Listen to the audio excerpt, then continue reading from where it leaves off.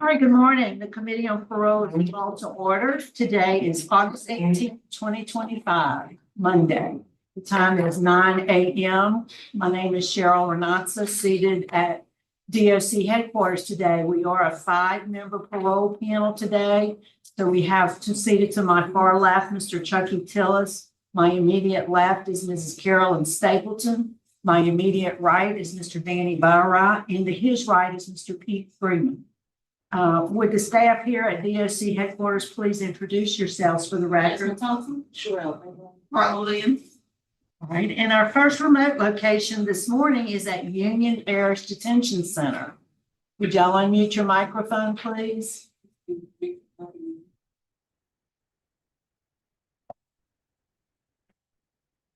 Sir, can you hear me? Their audio's not connected. Mr. Mouille.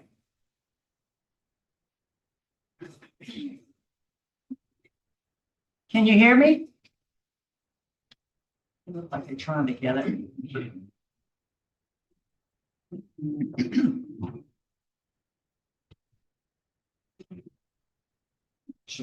Yeah.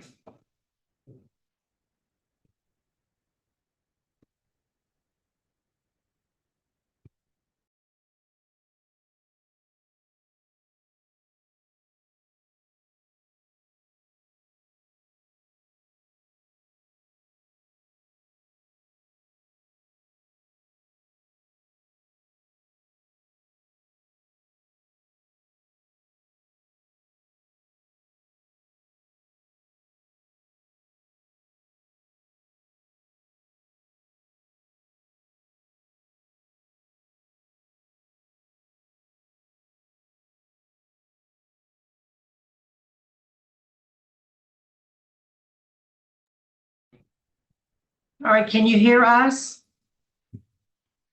Okay, you're still on mute, it looks like.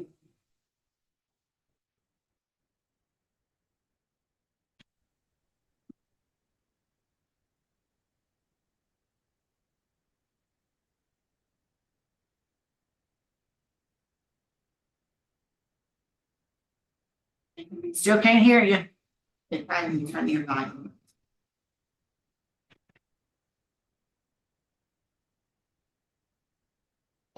They're coming to fix it if you can hear me. I can hear you. We can Okay. hear you. Okay, All right, thank you. So I'll repeat, we are at Union Parish Detention Center, and I'd like the officer who's remaining in the room with you to please introduce yourself for the record. Good morning, I'm Sergeant Cooley. Sergeant Cooley, thanks for accommodating us this morning. And is this is it Mouille? Yes, ma'am. Jesse you- Mouille. What is your DOC number, Mr. Mouille? My name is Jesse Mouille. My DOC is 704797. Let me, can y'all turn the radios down a little bit? That's all we can hear. So let me read some identifying information into the record, Mr. Mouille, before we get started. You're classified as a first felony offender. You're currently serving a 15-year sentence. You were sentenced in Livingston Parish in October of 2015 for attempted first-degree murder, 2 counts. You received a 10-year sentence. Aggravated escape, 5 years. Aggravated criminal damage to property, 5 years. Unauthorized use of a motor vehicle, 5 years. And then also illegal possession of stolen things, 5 years. Those sentences are running concurrently, so it's a total of 15 years. Your parole eligibility date was January 30th of 2024, and your good time release date is August 3rd, 2026. Does all that sound correct to you, sir? As far as my rap sheet, everything is pretty active besides apparently the stolen things is not on my rap sheet. That's about it. Okay. But you agree you're serving a 15-year sentence? Yes, ma'am. Okay. Let me recognize we have some folks that have joined us today who want to have input. We have in support your fiance, Brittany Gunter, your grandmother, Brenda Sander, and we'll call on them. They're on Zoom. We'll call on them in a few minutes.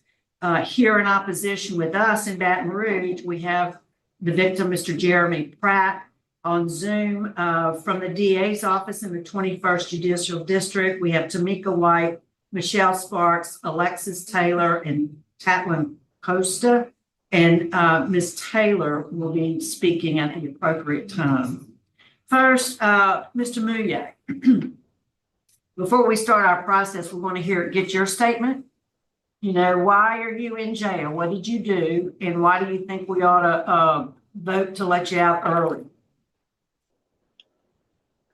Well, upon the time that I caught my charge, I was, how can I say, I was young, I was dumb.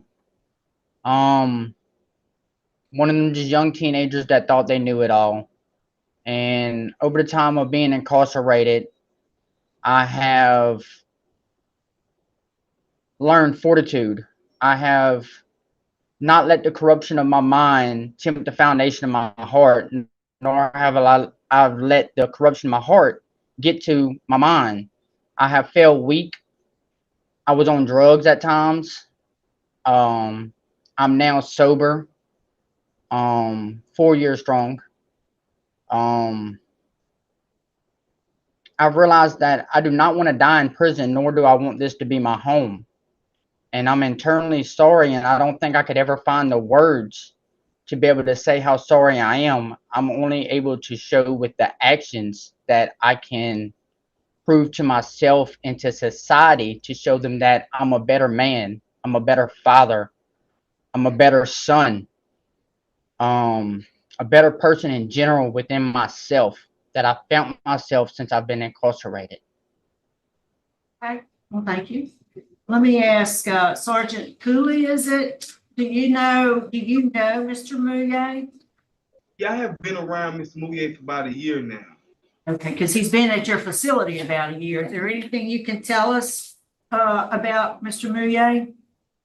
Well, from my experience with Mr. Mouille, he always been respectful. He always been helpful. He ain't never just caused us no type of problems or anything. So, as far as Mr. Mouille, I just know he's a person that tries. I can see, you know, he tries to do things around the jail because he's in trustee.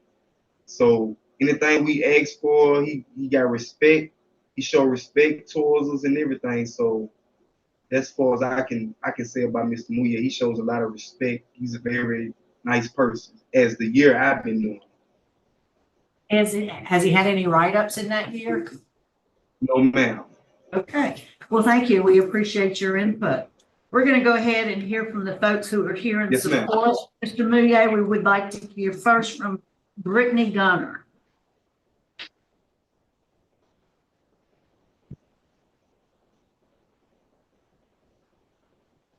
Go ahead.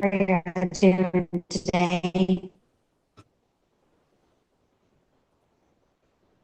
We're having a little audio All right, so issues. Jesse Mouille is my fiance. Not only my fiance, but Yes, we can hear you. can you hear me? Okay, yes, ma'am. So, I'm sorry.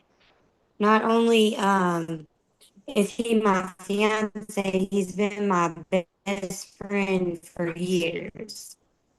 And I've seen changes in him through the years of being incarcerated.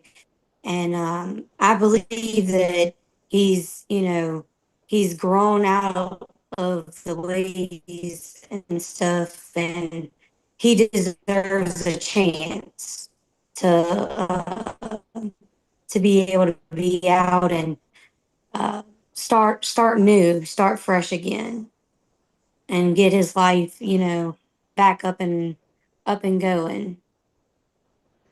All right. Well, thank you. Thank you for speaking with I us. just hope that y'all were, confident in allowing him to deserve the chance to be able to get out. All right. Yes, ma'am. Thank you. Could we hear now from Ms. Brenda Sander? Yes, ma'am. Hi. Good morning. Good morning. Well, I would love for Jesse to get out. I feel he did his time, and I know he's sorry for the things he's done.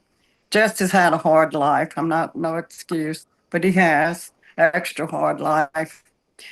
And Jesse at one point in his life stayed with me for quite a while, and he did great. And I just believe it was the people and some of the people he was around. But inside, Jesse's a very good. He's a good person. He will help anyone.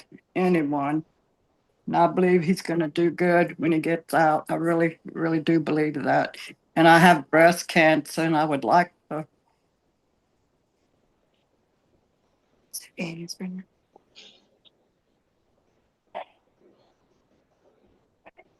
Yes, ma'am. Thank you for speaking with us this morning. It's good hearing from you. We're gonna now move on to hear from the opposition. First, we'd like to hear from Mr. Pat. Good morning.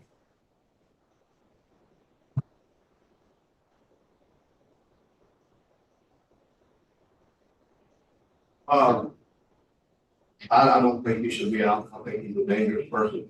I think that what happened on that day, the way it happened, I don't feel he should be out. I've heard different things on his behavior while he's been incorporated, while he was still in Livingston before he got sentenced. That when he got out, the first person he was going to find was me. And I'm not particularly fond of looking over my shoulder. Thank you for the time to be here this morning. Yes, ma'am. We appreciate hearing from you. Yes, ma'am. Y'all have any questions for the officer? Thank you, sir. And I think it's Miss Tamika White that wants to speak on behalf of the PA. Ms. White?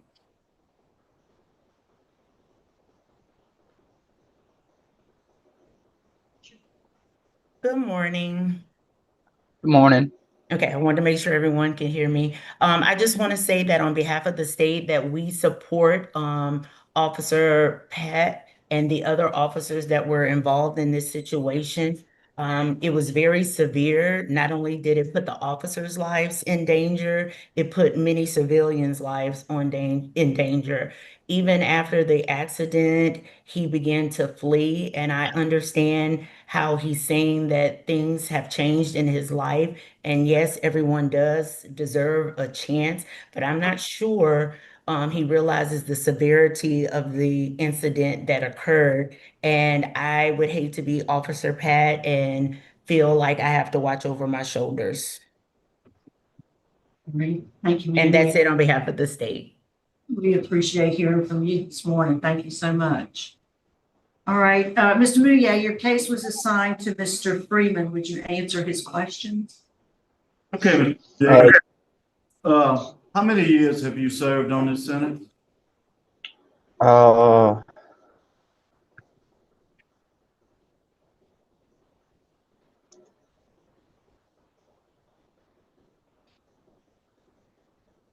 13. Well, 13, okay. 13. Okay, tell me something. I mean, what would make me think that your behavior is gonna change? I mean, even in prison, you've done some things that assaulted a guard, tried to headbutt him. I mean, give me some assurances that you not get out there and go after Sergeant Pratt. In the time of my incarceration, I struggled with a lot of addictions and I've struggled with a lot of different things. But since I've been down, I have learned that family is the most important thing. And I buried my mom. Well, I didn't really bury her because I didn't get to put her to rest yet. When people's angry, they say things, and sometimes they say hateful things that they don't mean. Sometimes we do things in life where we grow up and we understand that if we continue to stumble, that we won't better ourselves and it becomes an addiction. And there's a time in a person's life when he just has to accept the factor of growing up and put everything to the side and to be able to be a man Like the Bible says, when I was a child, I thought as a child. But when I became a man, I put the childish things to the side and I thought as a man. So I'm sorry that if they feel that way, and I can understand it was over a decade ago. But at the same time, when I fled in the scene, I was a little kid and I was scared. I didn't know what I was doing. I'm a first-time offender, and I watched my dad die in prison, and I didn't want to follow his footsteps. And now that I've been here, I understand that if I mess up again, this could be my home. And I don't want that. I want a chance to be able to create a home. Okay, Max, it is. I know they probably don't offer too many classes over there. Do they offer any classes over there? Not here, they don't. Okay, because you've only taken one class, living in balance.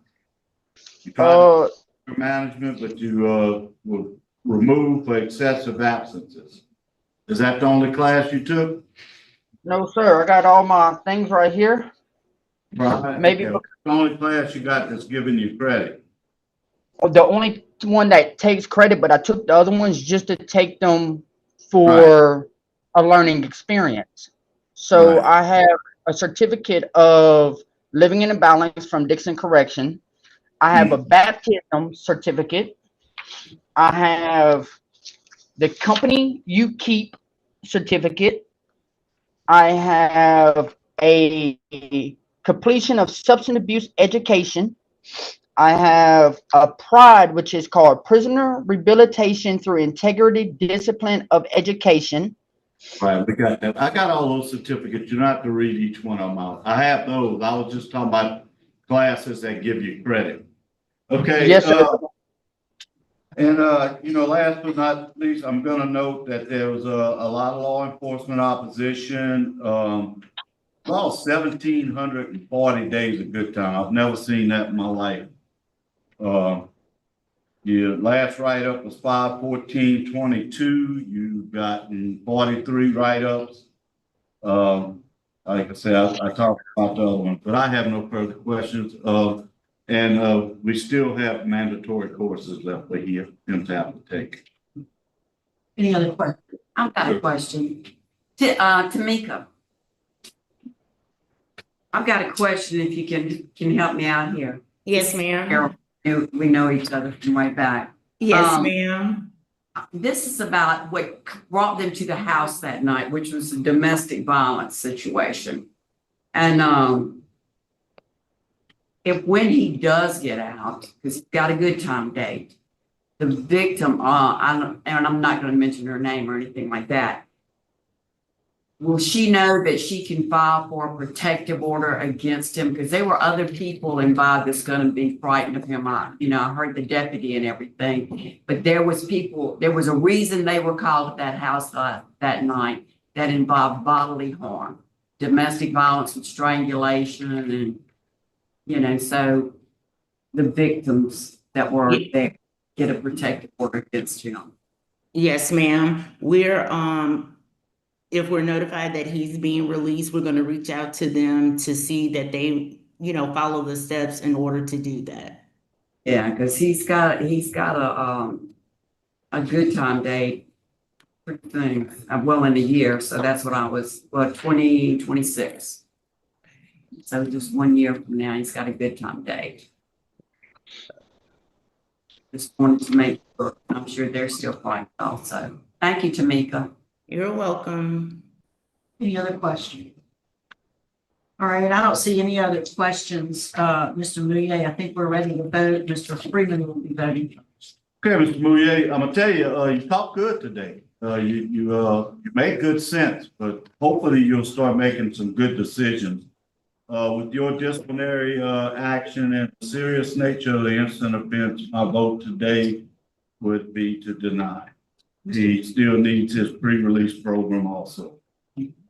Mr. Tiller? My vote also is to deny. I agree with Mr. Freeman. Mrs. Stapleton? My vote is to deny, and you have a very violent criminal history against other people. Mr. Bauer? concur with everyone for the same reason. My vote today also is to deny based on the reasons that have already been stated. So today, Mr. Mouille, your parole's been denied. Good luck to you, sir. God bless y'all. We're gonna sign off, from Union Parish. It's 9:19.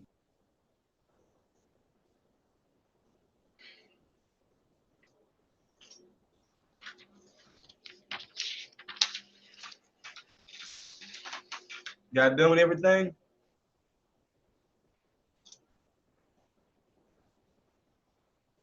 I don't know.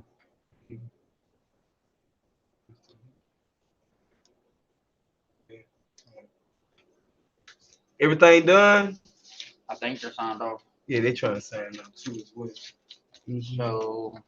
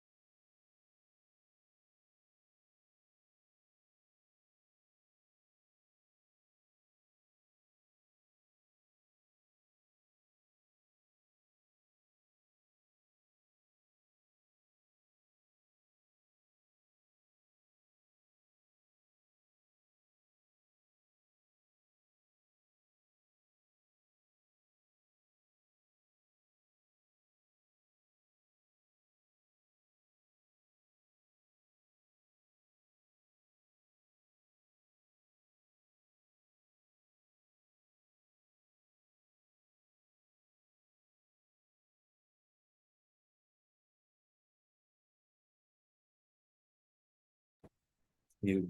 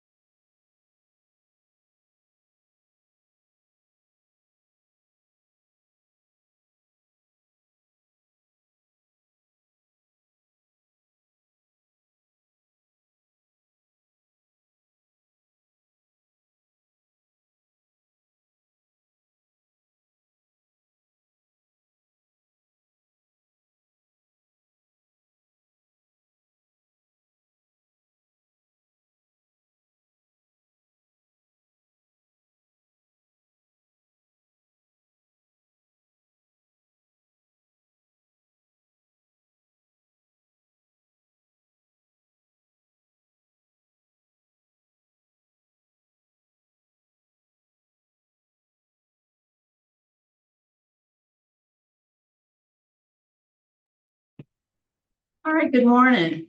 We are, the Committee on Parole is reconvening. We're now at Dixon Correctional Institute on Monday, August 18, 2025. Good morning, Warden Bickham. Would you and your staff please introduce yourself for the record? Ma'am, good morning. Good to see y'all. Dusty Bickham, Warden. Donald Cavalier, classification. Parole Bringadall, nurse practitioner. Curtis Thurman, mental health. Amanda Sagely, records. Alvin King, reentry. That's it, ma'am.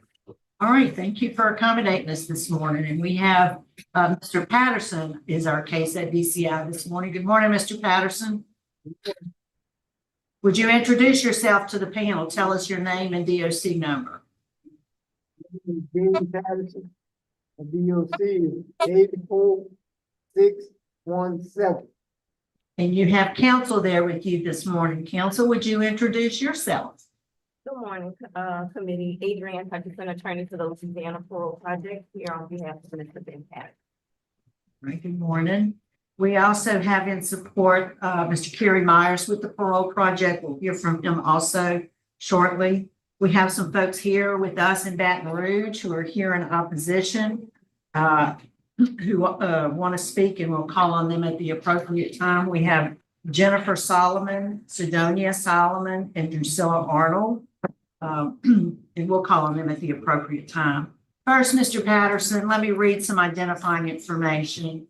You are classified as a first felony offender, currently serving a life sentence for a conviction in West Baton Rouge Parish, second-degree murder in 1977. Your parole eligibility date was August 1st of 2017. Is all that information correct, Mr. Patterson? Right, the crime happened in 1976. But you were sentenced in 1977. 1977, yes. Okay.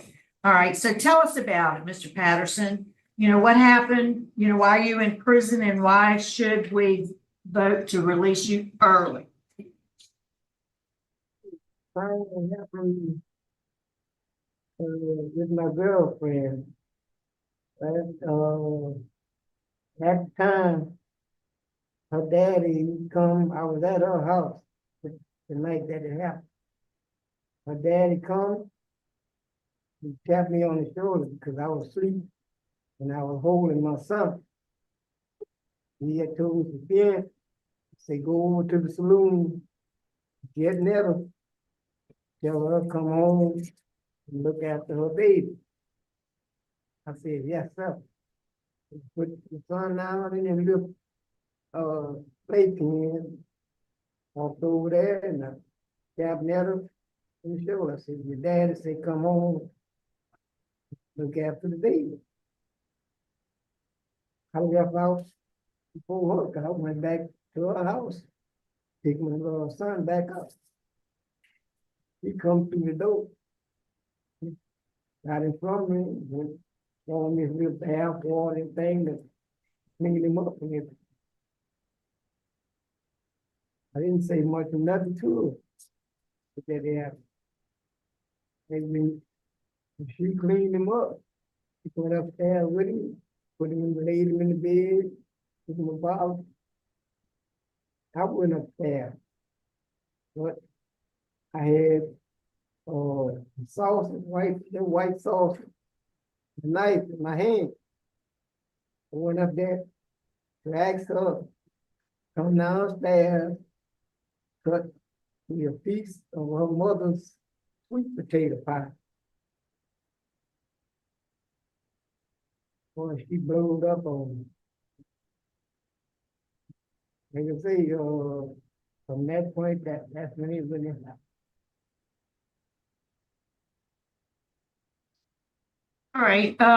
Warden Bickham, what can you tell us about Mr. Patterson? Good morning. He's been at DCI since 2012. So he's been here a good while. He last write-up was in 2013 for a fight. So he stays out there a lot of, you know, as you know, he's in a wheelchair. I have a nurse practitioner here if y'all have any medical questions, but basically he doesn't with his medical issues, he stays out of trouble, but doesn't give us any issues like that. He does a good job. Boy, Meekum, could she give us a brief update real quick on his health? Yes, sir, Mr. Freeman. She's coming right now.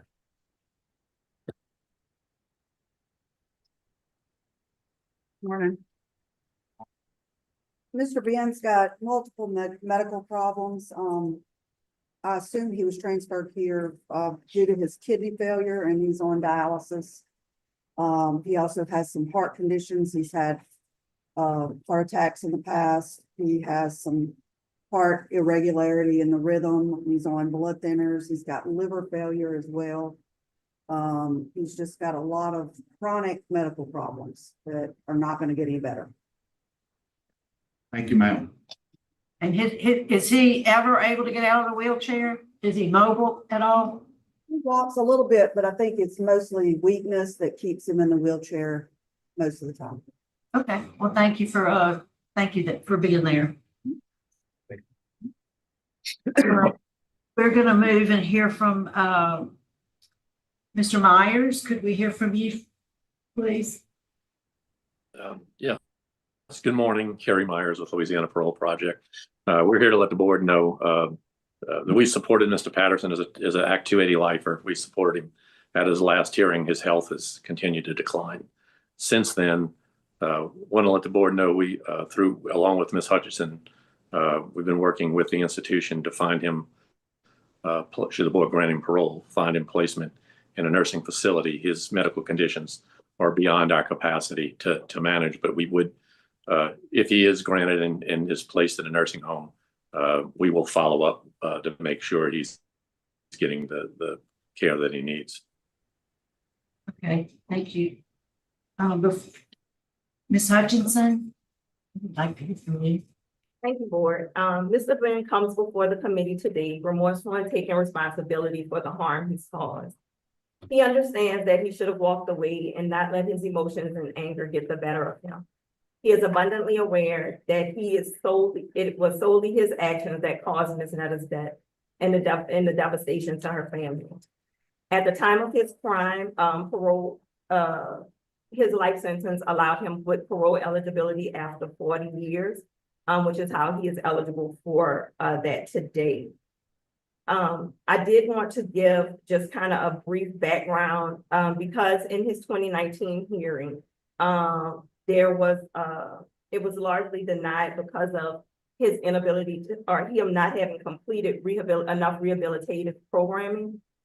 But as the warden explained, Mr. Ben is in the clinic 7 days a week because of his diabetes, and then 3 days a week for dialysis. So he's extremely limited in the ability to kind of go into classes. Plus, even with representation of him, he's had frequent hospital visits and things like that, that just limit his ability. Also, in 1977, when he entered into prison, rehabilitative programming as we see it today was not the same. He was a lifer, and that programming was likely not available to him until the 90s. And by then he was a Class A trustee for prison enterprises at Angola. He worked the combines in the tractors for about 20 years, sometimes 16 hours a day. So we hope that you see that dedication within that position to show that he was disciplined, reliable, and had a strong work ethic. I just wanted the committee to just be aware of the circumstances around him not having the programming that you typically see. I did give you all a very short pages 4 to 6 in my memo, going over just his chronic medical conditions, which the nurse practitioner was able to go over with you all. And it is the reason that once I began working with Mr. Ben, we realized that he would be better suited in a nursing facility. So because of his severe and multiple chronic health conditions, they've also drastically reduced his physical ability, movement, and independence, truly eliminating any possibilities of him reoffending. Today, we ask that you review his remorse, accountability, his extensive work history, his good behavior, he's had about almost half a century of incarceration. He's been, I think 75% of his write-ups were over 20 years ago. If released, we're just asking that he be sent to a nursing facility or a healthcare facility to ensure he continues to receive the proper care. And while DCI has been amazing taking care of Mr. Patterson, I think it would be beneficial for the staff to be able to focus that attention on people who may not be able to be released because they still pose a threat to society, where Mr. Ben does not, but still requires so much care. Again, we are only seeking parole for Mr. Ben to be sent to a nursing facility as a condition. He does have the support of 3 living siblings who are watching on YouTube. However, their ages range from the late 60s to late 70s, and they are just not capable of attending to Mr. Ben's healthcare needs, but they are willing to work with us and any nursing home facility that would be available to take Mr. Ben. Thank you. Thank you. We appreciate the information. Well, before we start our interview, we'd like to hear from the opposition. Could we hear first from Ms. Jennifer Solomon?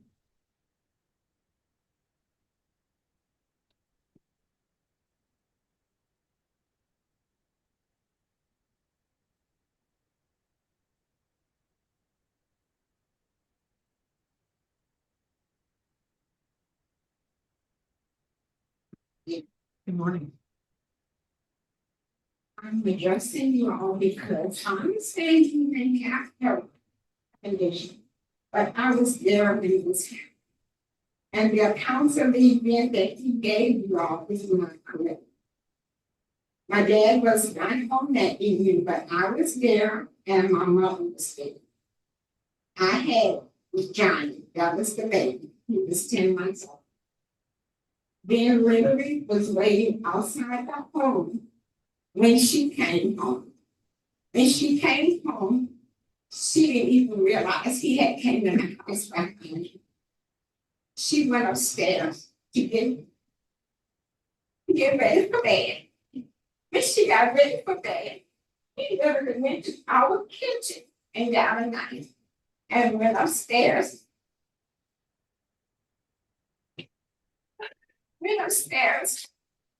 And started stabbing her. My mom heard, and I heard we ran upstairs. My mom literally watched her daughter die in her arms. I watched her die in my mom's arms. It's not like she could get up off of her cooling bed and come home to her family. You understand that? He told her if he couldn't have her, no one else would. That means he even took the child's mother away from the 10-month-old child. I don't feel like he deserves to come home either. It's just not fair. We just recently had a family gathering, and this young man was so excited to have a picture of him and his mom together. She didn't like to take pictures, but at this reunion, he was literally like, "That's me and my mom there. That's me and my mom there." That's the only thing he had of his mom. That's the only memory he has, because he don't remember anything else. Everything else he's learning from family. I'm sorry, I just can't. I know. I can't see him coming home. Sorry. Thank you, Ms. Jennifer. Where is his son now? He lives in the family home. Okay. And this young man, when it comes to his mom, he was teased. He's so full of anger about his mom that he don't even want you to bring up Patterson's name. Yes, ma'am. Thank you. Ms. Sidonia.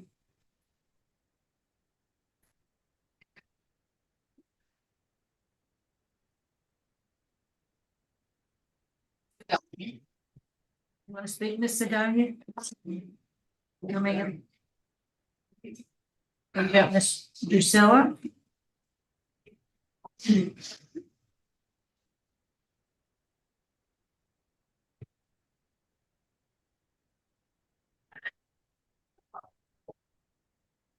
I am the niece of Annette.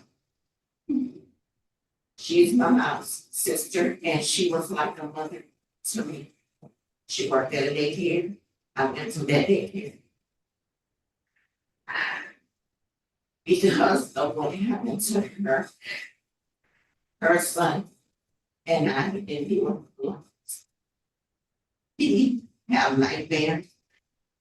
He is still going through a lot. And the last thing that he would need is someone that's continually lying about what's happening to me in his ear. I initially were here before, asked about rehab, rehabilitation, and things of that nature, and I said that he have gotten it done. But until you can admit what you have done, you can't change who you are, and he's a master. She had went on with her because he was abusive. He did not want her with anyone else, and he said that he did not want to see her move on without him. He said that he hid out, he snuck into the home, he murdered her with a knife out of the kitchen. He ran in the cane field and watched the police look for him. Rehabilitation comes more than with just the paperwork saying you have rehabilitated. I would think you would have to admit to yourself the truth, what is going on, and to continually bring me here for your parole hearing and lie each time about what happened. Kind of twist the knife in my gut. I don't know if I'm expressing myself correctly. Because there's so much that is time of me with this. Thank you. Thank you, ma'am. You did a good job. Thank you. All right, Mr. Patterson, your case was assigned to Mr. Tillis. Good morning, Mr. Patterson. How are you? How long have you served? 49 and a half. I see where you're only, how many classes did you take while you were incarcerated? Yeah, when I got here at BCI, the only one I took was the living in balance, I think. And I think of going home, staying home. Do you remember what year that was? I noticed you just started taking some classes. Yeah, the pre-release classes. I just started, like you said, I just started them 2 or 3 weeks ago. When you were in Angola, why didn't you take some classes? I didn't have them. What that ain't was the classes they had. People serving life couldn't attend at that time. I noticed your story. I read your case, and I noticed your story doesn't match up with the opposition.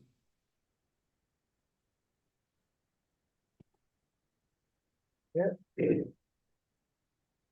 The opposition, I can say is this. I know how they feel. Like, only thing I can say is that I'm sorry that this happened. But some of what they said wasn't true. I heard in your statement early on you had a knife when you were going upstairs to cut a pie or something. You had a knife with you when you went upstairs? Yeah, I had a little white glass saucer and, a knife. And I walked upstairs to ask her to come downstairs with me. And go and cut me a piece of the pie. And I was gonna sit right there at the table and eat the pie. I have no more questions. I do. Yes, sir, I agree with Mr. Tillis. Your story does not match up with your police report even, which matches up with what the, her family was saying. It says that you were across the street watching at the bar, the White Owl Bar. Then you got up and you walked in there and you asked if she was there and you didn't see her at the time, so you went to the house. And she wasn't at the house, and I mean, it was just a block away, so you could walk back and forth. So you went back to the bar. When you went back, she was sitting at the table with a man. That's what brought you to the house. So you did see her with a man. And it is common for domestic violence victims to hear the words, if I can't have you, nobody else will. And quite often it's carried through. So you were obviously very angry about what you saw, and you went back to the house. Family was taking care of the baby, but you didn't like that. And she did come home, and you had the knife from the kitchen, and you went upstairs, and then you started stabbing her. And then later in your police statement, you said that you knew what you did, and when I did it intentionally. All of those are in the police report. Now, things do change. Your health has changed. It's changed for the worse with your age. There's no doubt about that. But what hasn't changed is the grief and the loss that this family shares from an intentional act out of anger because she found someone else.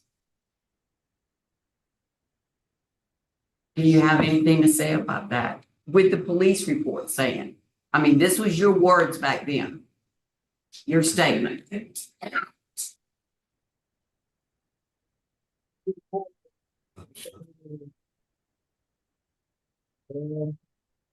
would like to express that the police report is not my word, because at the night of the accident.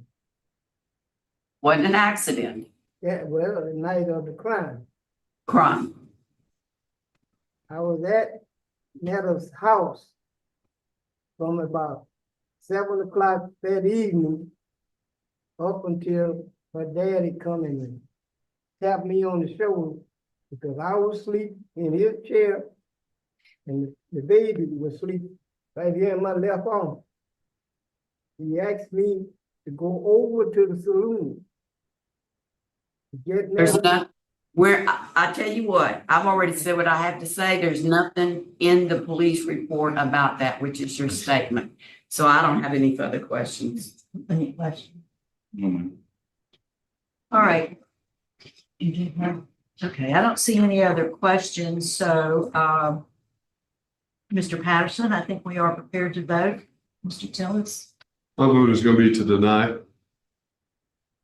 Ms. Stapleton? Denied based upon law enforcement opposition, victim opposition, and the violent nature of the crime. Mr. Bauer?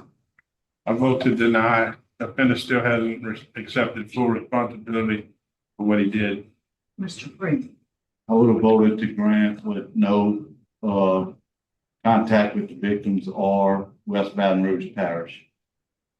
My vote is also to grant to the nursing home facility only with the support of the Parole Project, and also with special conditions, no contact with the family, and may not return to West Baton Rouge Parish, and reconsideration should his condition improve. However, it requires a unanimous vote today, so the outcome of today is that Mr. Patterson's parole is denied.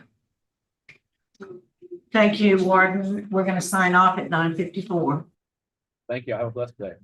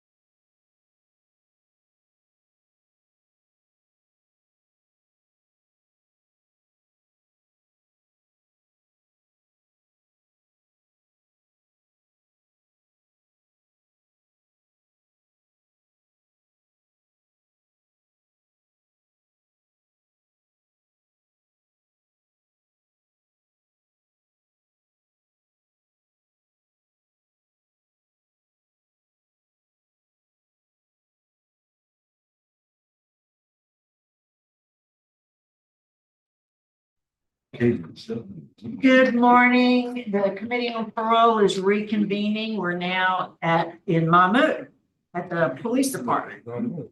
Today is Monday, August 18, 2025, and I see there's an officer there in the room with Mr. Soileau. Would the officer please introduce themselves for the record? Still, it looks like you're still muted.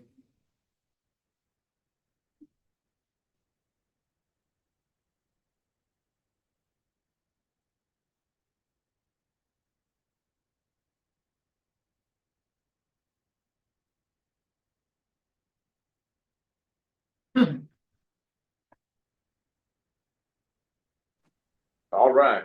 Yes, sir. My name is Caleb Simeon. I'm the Assistant Chief of Police with the town of MAMOU.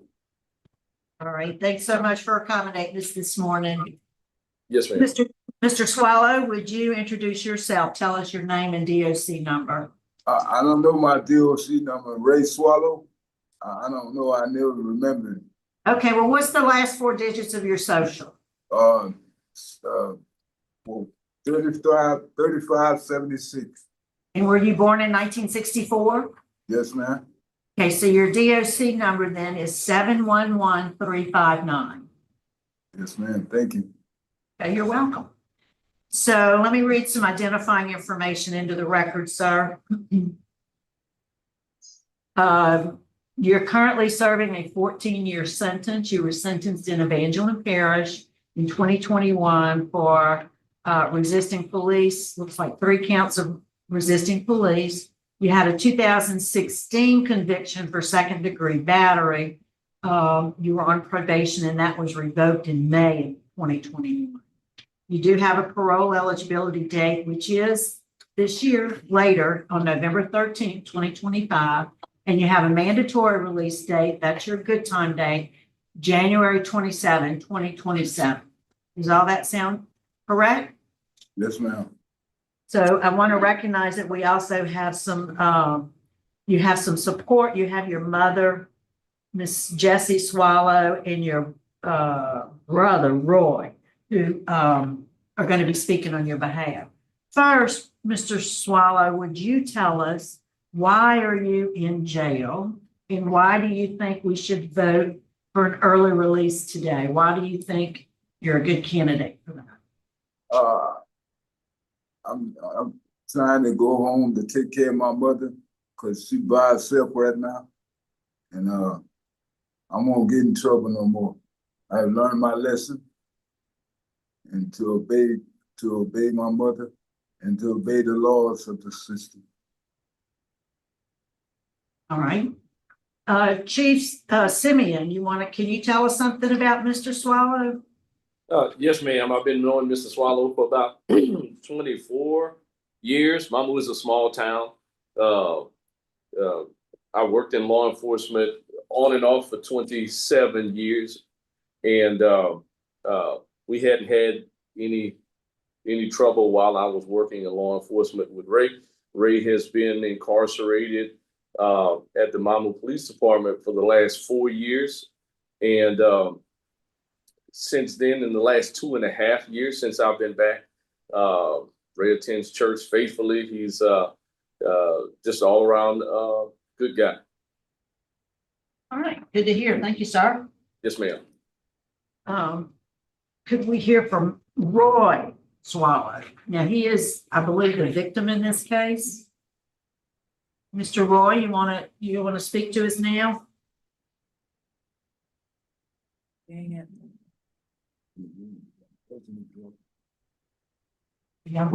We don't have a Roy Soileau. No.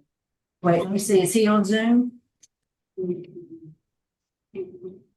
No. All right. Who is Roy Soileau? We don't know a Roy Soileau. That's not his brother. He doesn't have a brother named Roy Soileau. Okay. What about Carl Lawyer? Yeah, Carl Lawyer. Yeah. He here? No. It's in the hospital. He's in the hospital. Okay. What about Miss Jessie? She's right here. Go ahead. We'd like to hear from you. Go ahead, Ms. Jessie. Hi, I'm Jesse Mouille. I'm from MAMOU, Louisiana, and I'm in the hospital right now. And I pray every day and that my son is get out soon because he needs to come help me at home. And I'm glad that I met Mr. Killam today. I needed to talk to someone because we are alone in MAMOU now. I have one leg and I'm crippled. I try to do the best I can alone, but I can't do it by myself. Ray is the one that helped me out. Yes, ma'am. Well, thank you for speaking with us this morning. Thank you very much. All right, Mr. Soileau, your case was assigned to Mr. Barra. Mr. Barra? Mr. Soileau, what is the most important thing that you've learned while you've been locked up? Well, not to get in trouble no more and obey the laws, you know, and obey my mother too. Not to get in trouble or go back to jail again. And if we let you go, where you plan on living? With my mother, to take care of my mother. Do you have a job lined up? No, I'm on social, it's SSI income. All right. That's the only questions I have. Yes, sir. I have questions. I want to ask you something. Now, we got police reports here. Your brother is Carl Lawyer, right? Yes, ma'am. Okay, I guess y'all are half brothers? We got the Different dads? different Right. dads, same mother. Yeah, same mother, different dads. Okay, I got where in 2016, you were arrested because you wanted money from Carl and he wouldn't give it to you. So you began choking him. This is the police report. You began choking him with your hands around his neck. And then he still wouldn't give it. So you started hitting him with the walking cane. No, ma'am, that never happened. Well, you were arrested for it. That's one of your arrests. And then in 2019, they were called out because your mother was hit. And she said her son, you, had hit her in the right eye, and the officers observed the right eye and it had blood in it. And then when the officers attempted to arrest you, you resisted the officer and you started striking the officers. So both of these people that you're saying and were being told you want to get out and help, you have multiple arrests for battery to the infirmed, which was your brother, and cruelty to the infirmed, which was your brother. There's 4 arrests for that dating back to 2010 and 2016. So that makes you a dangerous person around these people. I'm trying to help my mother when I get out, because I know she needs me. I know she needs you, but she don't need that kind of help. She needs safe help. That was my only question. You're saying you didn't do any of the things you were arrested for and what you're in jail for. So you're not taking responsibility. I resisted arrest. I struggled with the officer to put the handcuffs on. Okay, so while they were there, tell me why they were there. What called them to the house, and who called them to the house? And why did they go to arrest you? They didn't just show up at your door. Because I wasn't listening to my mom and I wasn't on medication. Yes, you weren't on your medications. Did you hit your mother? No, not that I know of. I don't remember. But they said they observed her right eye having blood. Okay, you answered my questions. Yes, ma'am. I don't see any other questions. I think we're prepared to vote, Mr. Byron. Mr. Soileau, I'm going to go ahead and vote today to grant your parole conditionally that you complete the 100 hours of pre-release and that you complete anger management, and that upon release that you do mental health evaluation and substance abuse evaluation. That's my vote. Mr. Freeman? My vote is to grant conditional upon completing mandatory courses. Mr. Tillis? My vote also is to grant conditionally. Mrs. Stapleton. My vote is to deny because I feel like based upon your criminal history, you are a danger to your family. My vote today would be to grant upon completion of the mandatory programs. But today, Mr. Soileau, it does require a unanimous vote. So today your parole is being denied.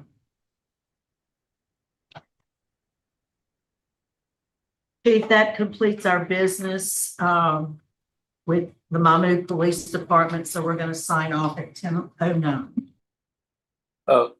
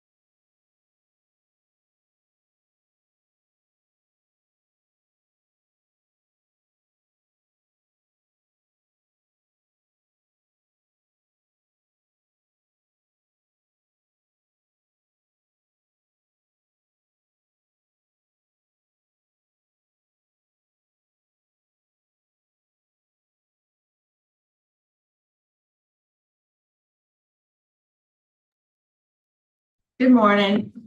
The Committee on Parole is reconvening. We are at Concordia Parish Correctional Center. It's 10:13 in the morning on Monday, August 18, 2025.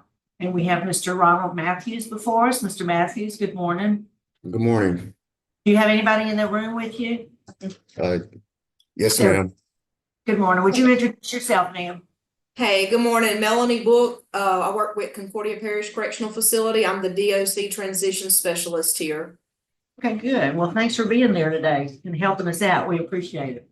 Yes, ma'am. We sent in a report We've only had Mr. Matthews for about 30 days. He got here in July, so we wasn't able to report much.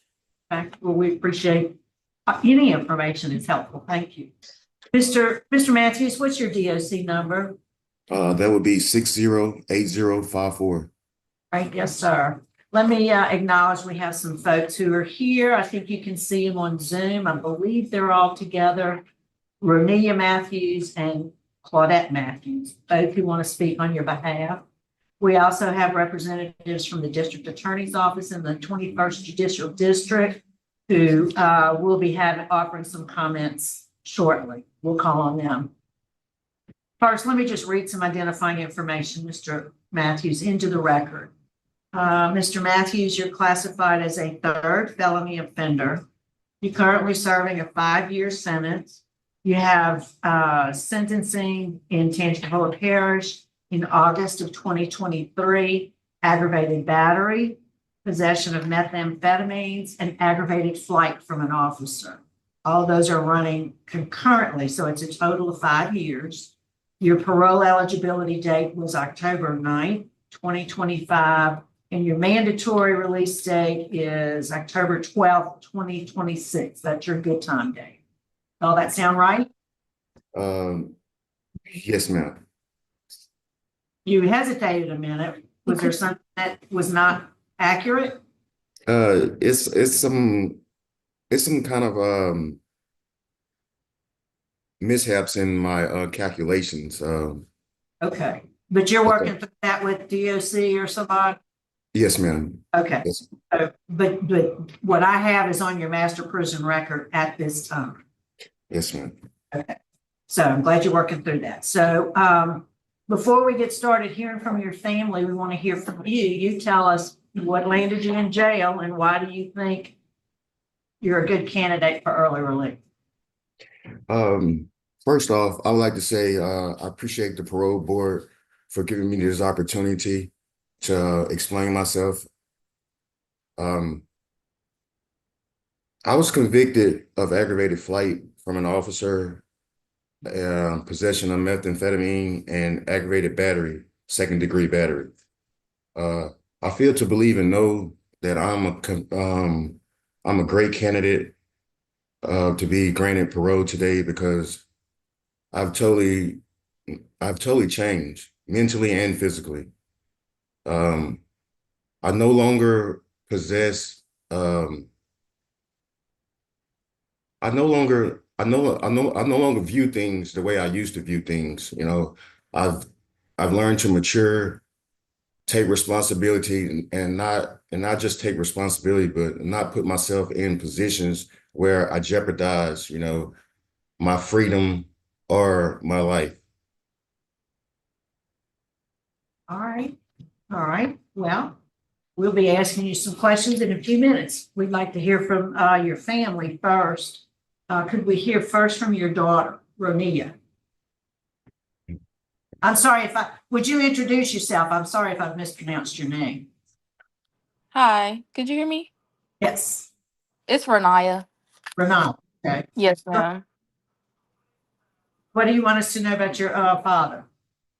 I haven't really got the chance to really be around my dad personally, and now that we're back talking, and it's like kind of hard. And this is the first time that he ever like had me and my brother in the same household together. And the past 2-3 years that I have been talking to my dad, like it's been kind of hard and kind of emotionally, and especially like he don't have much time that he can talk to me on the phone or, you know, physically be here to help me with certain things that I need help with in life or certain things. And when I come to him, it's only limited amount of times that he do what like he could for me being there. And I just want to be around my dad and meet him. And yes, man. All right. Well, let's hear from your grandmother. Miss, could we hear from you? Yes, I'm Claudette Ray Matthews. I'm Ronald's mother. And Of course, I'm his mother, so I've known him all his entire life. And he has done a complete turnaround. We're got him to where he is today. He has finally completed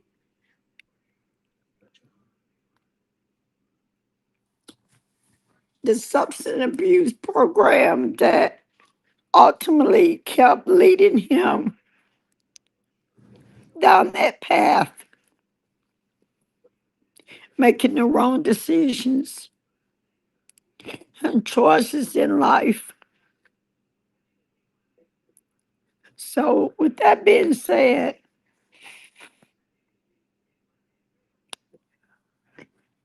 he's completed something that seemed impossible, but it was possible.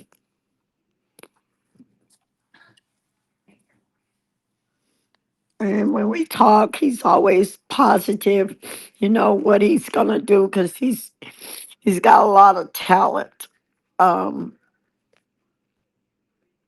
And what he's already got a composition notebook.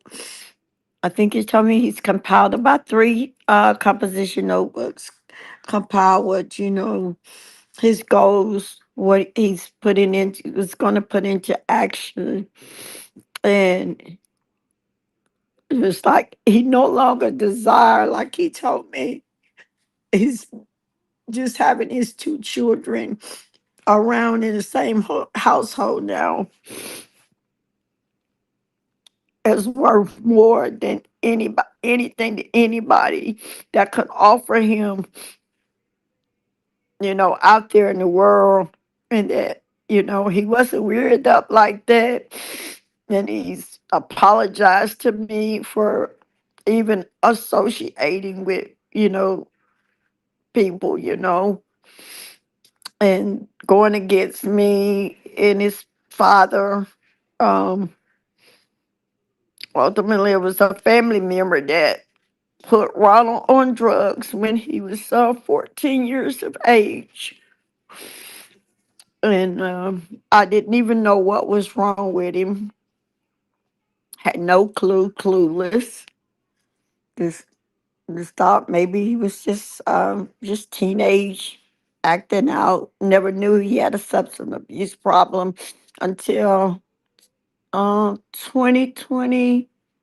No, 2018 is all when it came to fruition that I finally realized that he had a drug problem when he came out verbally and confronted the uncle about what he had been doing to him. And so I was trying to get him some help from there for many years. And now he's that says a lot because Ronald was thought and then he was stopped. Yes, ma'am. We're having some connection And issues. to have Ms. Matthews, we're having some audio issues. So we're gonna go ahead and start our interview with Ronald. Hopefully you'll be able to hear it. Mr. Matthews, your case was assigned to Mr. Barra. Would you answer his questions? Yes, ma'am. I'm sorry, first, excuse me, Mr. Barra. Could we hear first before we start that from the DA's office? I apologize. I'm not sure if it's Ms. Taylor or Ms. White who will be speaking. Good morning again. It's Ms. White. On behalf of the state, we just take no position in this matter. Okay, great. Thank you. Thank you for being here. You're welcome. All right, Mr. Matthews, a brief summary of what you did. You got into a fight with your mother and father when she told you to leave the house and hit her with a closed fist, then threw her to the ground and hit her in the head with a lamp, causing a laceration. On the second charge, you took police on a high-speed chase at speeds over 100 miles an hour and was finally arrested after you wrecked car into the ditch. some pretty serious charges, but one of the questions I have is, it says you were put in Steve Hall before substance abuse, but you got put out for disciplinary. What was that about? Why didn't you finish Steve Hall? Can I speak? Mhm. Okay. Mr. Danny, I was in the Steve Hall program and I successfully completed all my classes. I was waiting on graduation in the Steve Hall program. And every weekend they do what they call blanket and sheet exchange. It usually happens like on a Saturday or a Sunday. And I had an extra blanket, but whenever they do sheet exchange, they have everybody line up on the wall with your old sheet. You take it off your bunk and you stand in line and you go through the line and you dump your soiled blanket and sheets in the bin, and they issue you brand new ones, well, clean ones rather. And they have random officers during the process of you going through the line. They have random officers going around to random bunks and just doing like a perimeter check, probably go through your property, make sure you don't have anything that you're not supposed to have. And on that particular day, I just so happened to be one of the candidates that were selected. So they went through my locker and I had an extra blanket in my locker and I got rolled up for it. And they tried to put me on lockdown behind the blanket. I went to lockdown whenever the officer came. Well, the disciplinary officer came to me. He asked me, how did I want to plead to the write-up? I told him not guilty. He told me if I pled guilty to the write-up, they would let me out of lockdown and let me finish completing the classes, because the Steve Hall program is a zero tolerance program over there in Bossier. I pled guilty to the write-up. Make a long story short, I pled guilty to the write-up. Upon me pleading guilty to the write-up, things didn't turn out the way that they were supposed to turn out, so I volunteered and signed myself out of the program. What do you mean it didn't turn out the way they were supposed to turn out? When I say that they didn't turn out the way that they were supposed to turn out, he told me that I would be able to return to class. The thing is, I would have been able to return to class and graduate, but I would have had to wait 6 months.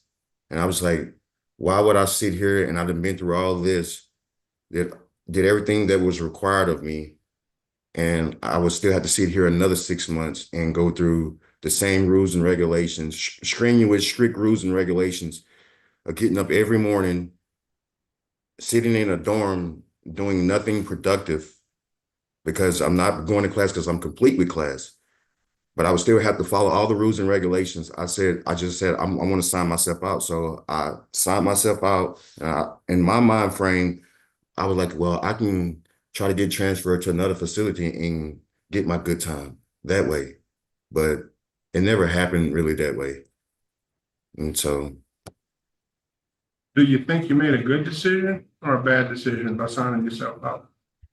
To be honest with you, knowing what I know now, to be honest with you, it was a bad decision, because I kind of was a little too anxious, too impatient. So because me being impatient and not just going through the channels and the steps that I should have just went through, it caused me a lot more heartache and pain. You know, getting transferred to another facility, there was a lot rougher. So what substance abuse class did you end up doing? You were talking about that, or you did something different? I successfully completed risk management, living in balance 1 and 2, and victim awareness while I was at Steve Hall program. I went through phase 1, 2, and 3 phases. The only thing that I had left was the job skills class, and then I would have graduated. So when I got transferred to another facility, the facility that I just lucked up and got transferred to. They didn't have nothing but GED and like two other rehabilitational classes. So I signed up for those classes, but when I signed up for the classes, the stipulation was that you had to have a high set or a GED, high school diploma or a GED equivalency. I told the lady, the teacher, that I had a GED, but whenever she did the assessment on me, she was like, well, Mr. Matthews, you don't have a GED. I was like, I do. She said, well, we can put you in lockdown for lying. We're going to give you one more opportunity to recant. And I'm like, well, what is recant? And she was like, take back the statement you just said. I was like, I have a GED. So she was like, well, you really want to be in this class and not go to lockdown, I advise you to say you don't have. I was like, well, I don't have a GED. So I went through the GED program over at Morehouse Parish, where I was transferred to. And I successfully passed the GED. And whenever I passed the GED test, it some miraculously pulled up in their files that, oh, well, Mr. Matthews did have a GED. He wasn't lying to us. He successfully completed and obtained a GED back in 2004.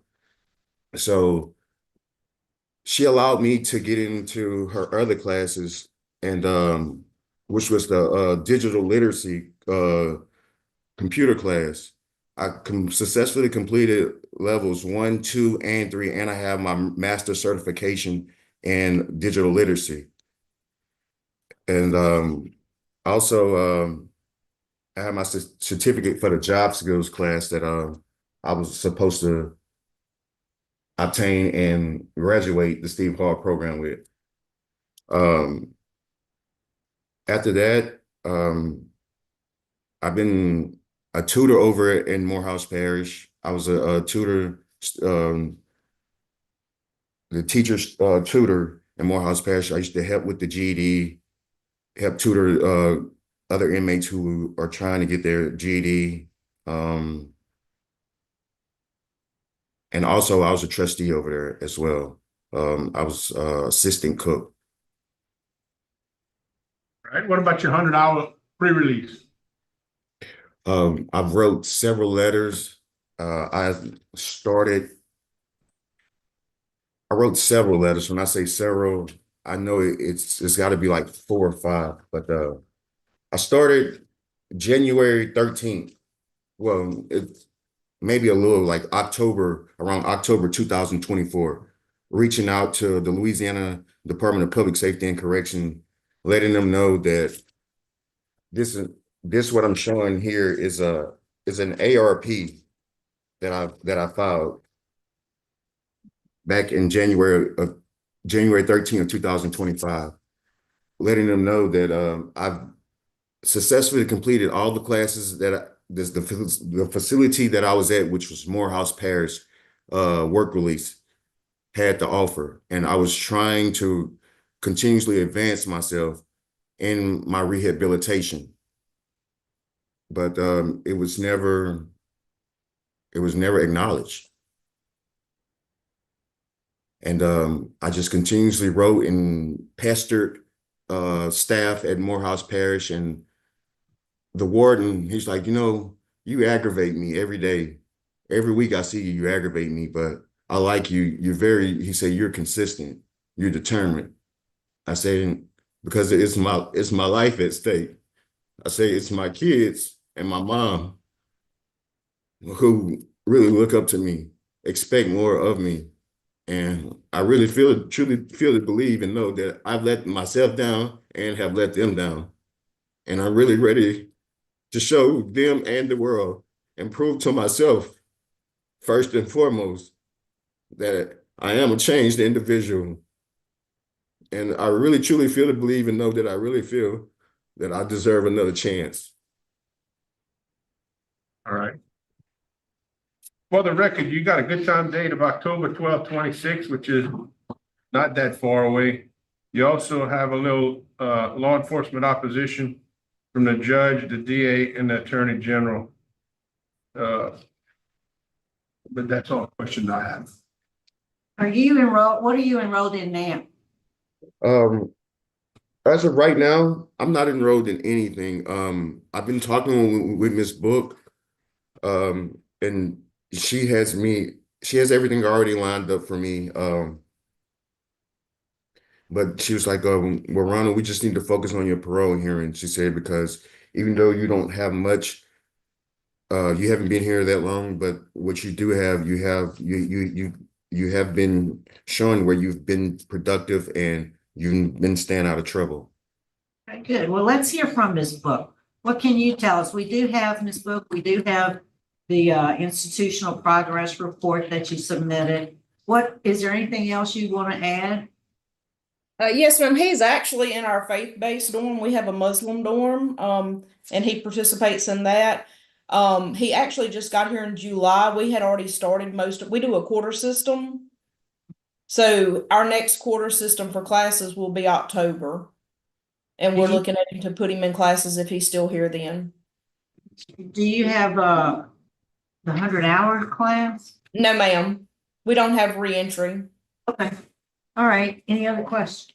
Yeah, I do. You did a very good interview, as far as like what you'd like to do with your life still, really.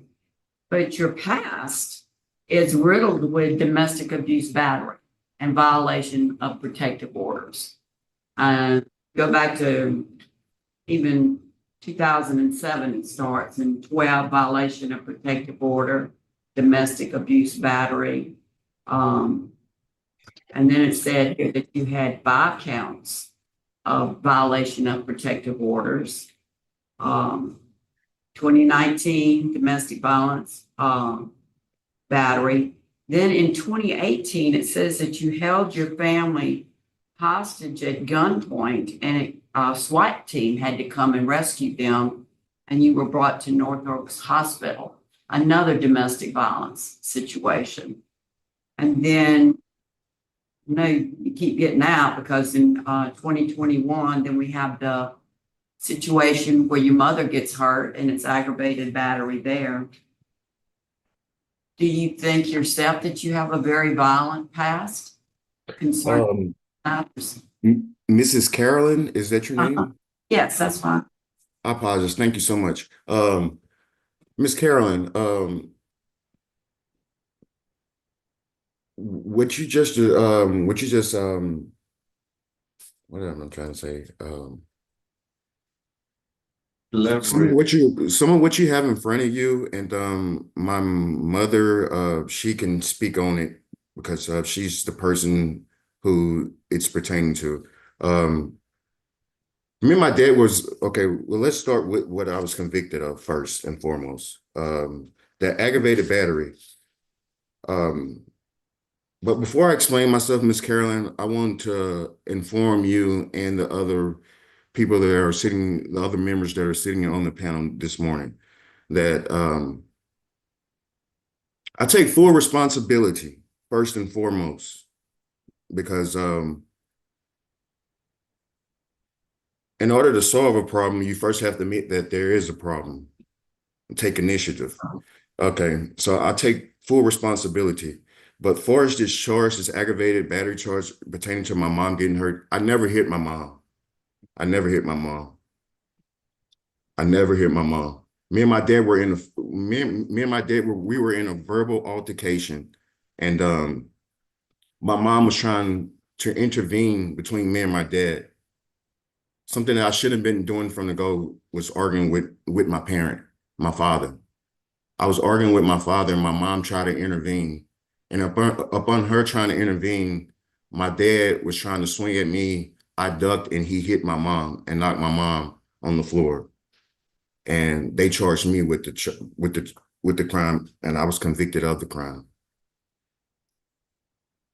Your mother made a statement at that time. Ma'am? Mother made a statement at that time about what happened. And I do understand it. But I would like to say something about that, because I've worked with senior citizens and with crime victims. And Yes, as ma'am. hard as it is for a wife, and I'm going to use the pronoun wife because it could be a husband, anybody that is in a relationship with somebody that they love, and she loves you and your father does too. It is the hardest thing in the world for them to press charges against that person. And then later, when the danger is gone, it's not unusual for them to recant and say it didn't happen. So at the time when this was going on, your mother had a particular statement that led to this. Later on, you're her son. She loves you. She doesn't want you to have to be in jail. Yes, ma'am. That's not uncommon. Because if we go back through your history is very violent with Okay, and domestic then, violence. okay, and then also with the thing about me holding my family at gun hostage, I never held my family at gun hostage either. The uncle that put me on drugs, he was trying to coerce my mom to increase my life insurance policy. I mean, he's now doing life in Angola State Penitentiary for some heinous crimes that he has committed in the past.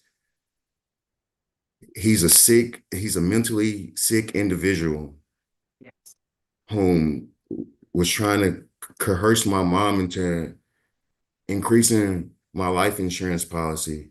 He's the one who called the police and said that I had my family at gunpoint. That never happened. That never happened. It's a police report that a SWAT team came and that they put you in North Oaks. Yes, For ma'am. and that you escaped. Protected custody by the Tangipahoa Parish Coroner's Office. And that you escaped. So you do have this history and it's documented. And for Yes, some ma'am. reason, you don't seem to remember it that way. So, and your mother, that last call was because she said that you had hurt her, and now you're saying it was an accident. She says it was an accident also. And then, you had the police chase and everything. I don't have any further questions, sir. All right, I don't see any other questions. I call for executive session. We have a motion for executive session. Is there Second. a second by Mr. Freeman? Would you call the roll? Keith Freeman, Yes. Dan Barros, Yeah. Cheryl Nelson, Yes. Carol Stapleton, Yes. Yes.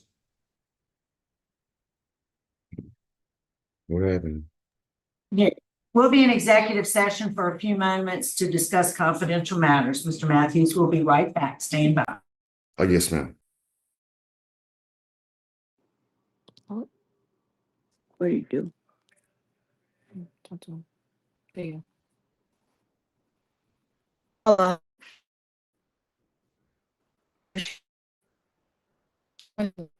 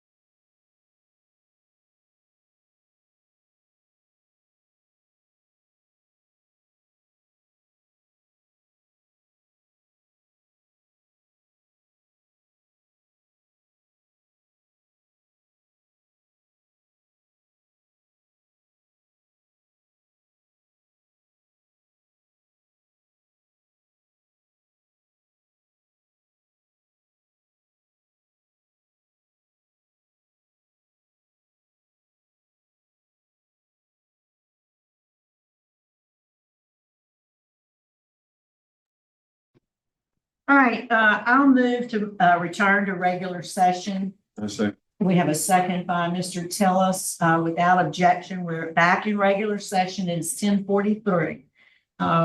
We are prepared to vote. Mr. Matthews, Mr. Barra.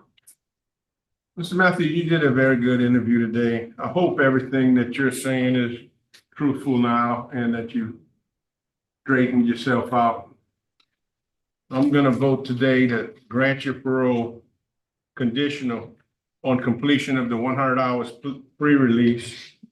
And that once you're out, that you would complete outpatient substance abuse, continue anger management, do AA meetings and NA meetings twice a week, and abide by 10 to 6 p.m.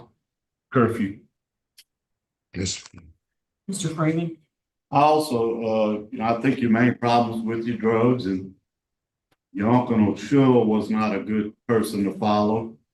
But I see that you're reuniting with your family, and you do have detainers on you now. That's got to be cleared up. But my vote also would be to grant with the same conditions as Mr. Barrow. Mr. Tillis? My vote also is to grant. You did a good interview, and I wish you well. Mrs. Stapleton? I'm gonna grant today on the same condition as Mr. Barra, but I'm gonna add one more thing. I'm gonna add that you complete a domestic violence program. It's called Yes, DBOP, ma'am. because that is what you have in your background also. Yes, My ma'am. vote today, Mr. Matthews, also is to grant. The DA has taken no possession. I was also going to add the domestic violence prevention program. So today you can grant parole. You know, you got some work to do when you get out. But you got to Yes, ma'am. first got to finish the 100-hour pre-release program. If they don't offer it there, we're going to move you somewhere that has it. Yes, ma'am. So, I thank you guys so much, and may God continue to bless you guys and your families and your occupation as well. thank you. Ms. Book, thanks for accommodating us. We're going to sign off at 10:45.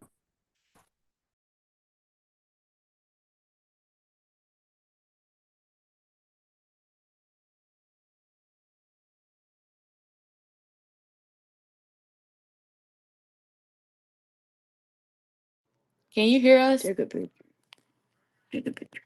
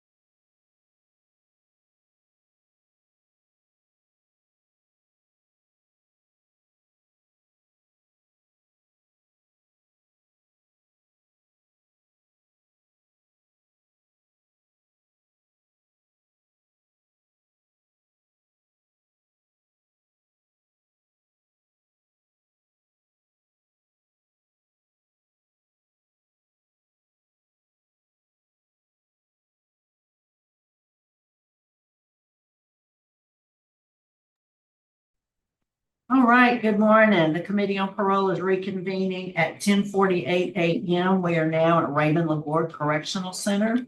Would the staff there at Raymond LaBorde please introduce yourself for the record? Yes, Brent Thompson, warden. Stephen Bordelon, deputy warden. Nikki Shinbear, Deputy Warden. Raven Heath, classification. Melissa Joshua, Records. All right, thank you so much for accommodating us this morning. And we have before us Mr. Milligan. Good morning, sir. Good morning, ma'am. How you doing? Good, thanks for asking. And you, how are you? I'm doing well. Why don't you tell us your name and DOC number for the record? My name is Michael Milligan, 739983. Yes, sir, Mr. Milligan. And let me acknowledge some folks that we have joined us today. In support, we have the Parole Project, your brother Dwayne, Matthew Hetty, Jamie Milligan. Jamie is your wife, Matthew is your son. They want to speak on your behalf. We do also have some opposition that has joined us on Zoom as well, and that is the DA's office from Jefferson Parish, Mr. Randy Myers. And after we hear from you, we're going to call on them for all of those people for their remarks. First, Mr. Milligan, I'm going to read some identifying information into the record. You're classified as a fourth felony offender. You are currently serving a 10-year sentence. You were sentenced in January 2019, aggravated criminal damage to property. You received a 10-year sentence as a habitual offender, also aggravated flight from an officer, a 10-year sentence. Those are running concurrently together. So it's a total of 10 years. Your parole eligibility date is later this year on November 23rd, and your your good time release date, mandatory release date is May 29th, 2027. All that sound correct? Yes, ma'am. All right, so before we hear from the folks who want to speak on your behalf or in opposition, we want to hear from you. We would like to hear your statement. Tell us what landed you in jail and why do you think you're a good candidate for early release? Okay, thank you so much for giving me the opportunity to speak. What landed me in jail was I made a poor decision to run from officers, and this resulted in a car accident. I've spent these years thinking about other choices I could have made that would have had a better outcome, and I want to take this time to apologize to the officers who were involved, to the community, and to my family. I'm extremely sorry for that bad choice I made. While I've been here at RLCC, I've conducted myself in a positive manner the whole time. I've engulfed myself in education and rehabilitation programs. I've completed pretty much every program they have here, as well as some college for Ashland College. I've completed vocational training. I'm a level 3 welder. I'm a safety technician and a construction site safety supervisor. I've also facilitated the NAAA program while I've been here, and I'm also sort of a mentor around the compound. You know, a lot of guys see my conduct and see the way that I carry myself and the things that I do, and I reach out and do as much volunteering and mentoring as I can around the compound. I wrote a letter to the parole board expressing all the things that I've done and all of my accomplishments, but something that letter didn't have in it is who I am as a man today. And I'm a different man than I was when I came in. I've learned a lot. I live with honor and respect and integrity with everything that I do today. I know that the choices I make don't only affect me, they affect the community, they affect my family, they affect everybody around me. And that's something that I learned, that I have to think before I act. And I think it's very important that that I continue to not only educate myself, because I love to learn, but to utilize all my skills to help other people. I get a joy from it, and I think that it's very important that even upon my release, I want to continue to teach and to volunteer and give back as much as I can. I'm 42 years old, and I know that, you know, I have to man up and do what's right. I've made a lot of mistakes, but I'm not a bad person. And upon my release, if granted parole, I have a job to go to at Fresco Cafe. I'm going to live with my wife, Jamie. And I've also spoke with Mr. Carey, who's gonna allow me to come to the parole project, which even though I have a place to go to and a job to go to, I want to utilize that program so that I can gain everything I can from this experience so that I don't come back to jail. I want to thank you for your time and letting me speak. I'm extremely sorry for what I did. Thank you. All right, Warden, what can you tell us about Mr. Milligan? Well, I can honestly say he's been doing pretty good. He have a very good disciplinary record. He only have 3 write-ups in his disciplinary conduct record. He's been very instrumental with the inmate population. He's been a facilitator with the AANNA as he acted state. He's doing very well as far as that's concerned. He and I also spoke in regards to him actually trying to get additional tools to kind of help him stay out in society if he actually does make it. With that being said, in regards to attending the Steve Hall program. That's the word of question. Yes. You said he has a disciplinary problem? No, sir. I said he have a good disciplinary record. He only have 3 write-ups in his record. Good. I misunderstood you. I'm sorry. All right, thank you, Warden Thompson. So we'll hear from the support first. Could we hear from Mr. Kerry Myers?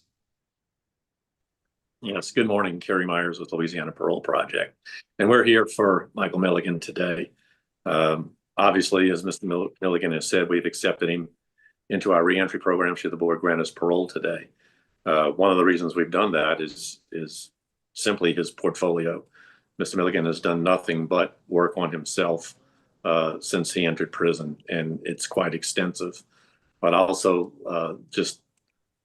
he has a good time date in May of 27 and a full-time date in May of 28. Should the board grant him parole today, the board can put specific conditions on him that would not happen if he went to his good time or full-time date. Parole Project is prepared to help him through his transition. He does have employment waiting for him when he finishes Parole Project. He has a stable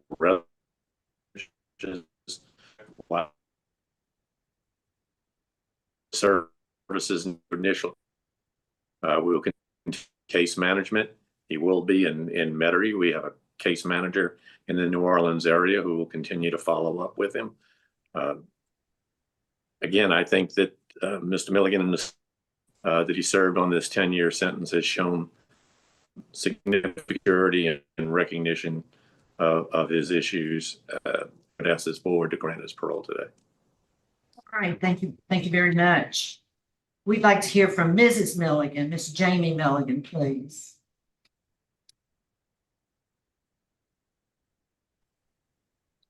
Hi, good morning. I'm having some technical difficulties. I'm trying to show my face here.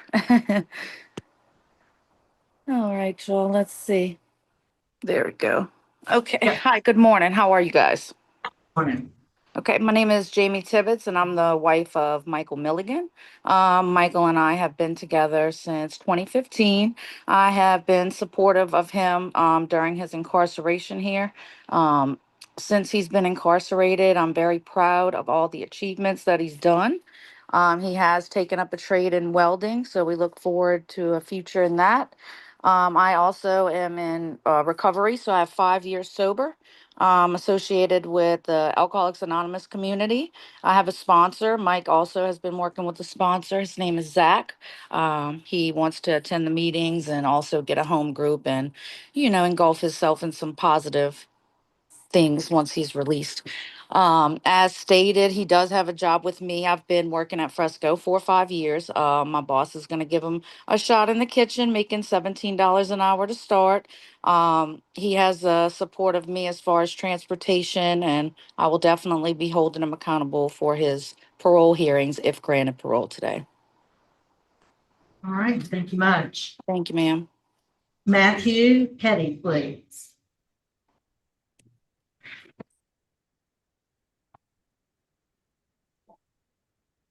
Matthew on the phone.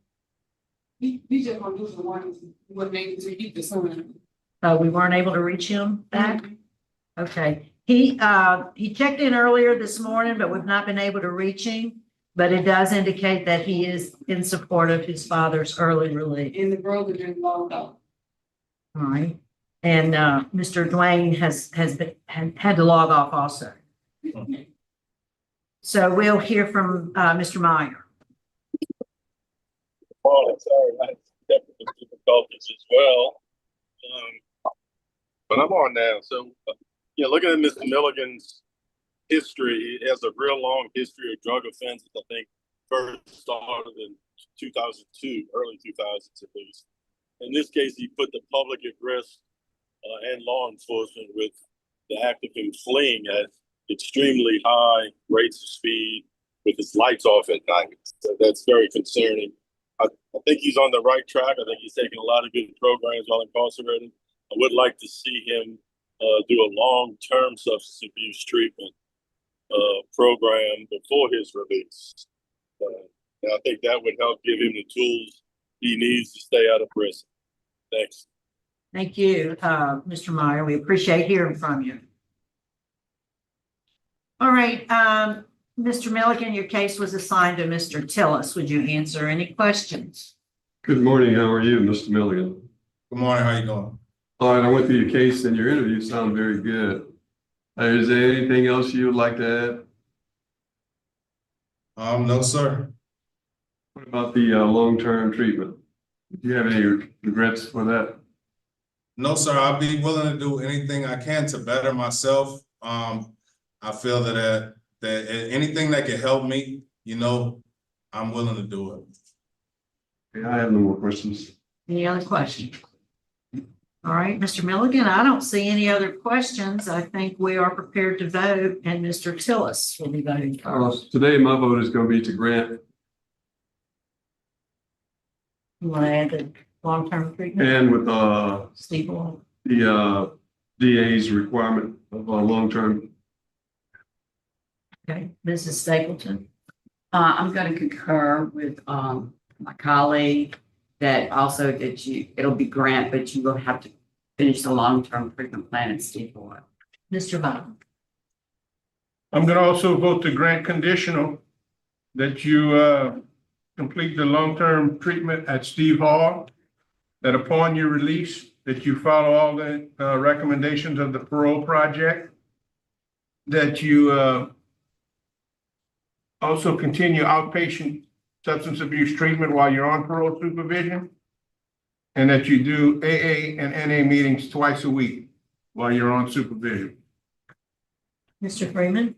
I grant conditional completing a DOC substance abuse program to be determined the length by DOC. I think you've done a ton of work already, so let them decide how much you need.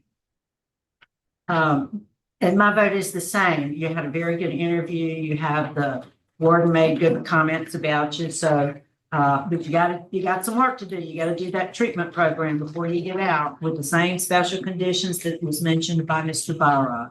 We'll send you the copy of those conditions. Good luck to you. Thank you. My brother came on at the end.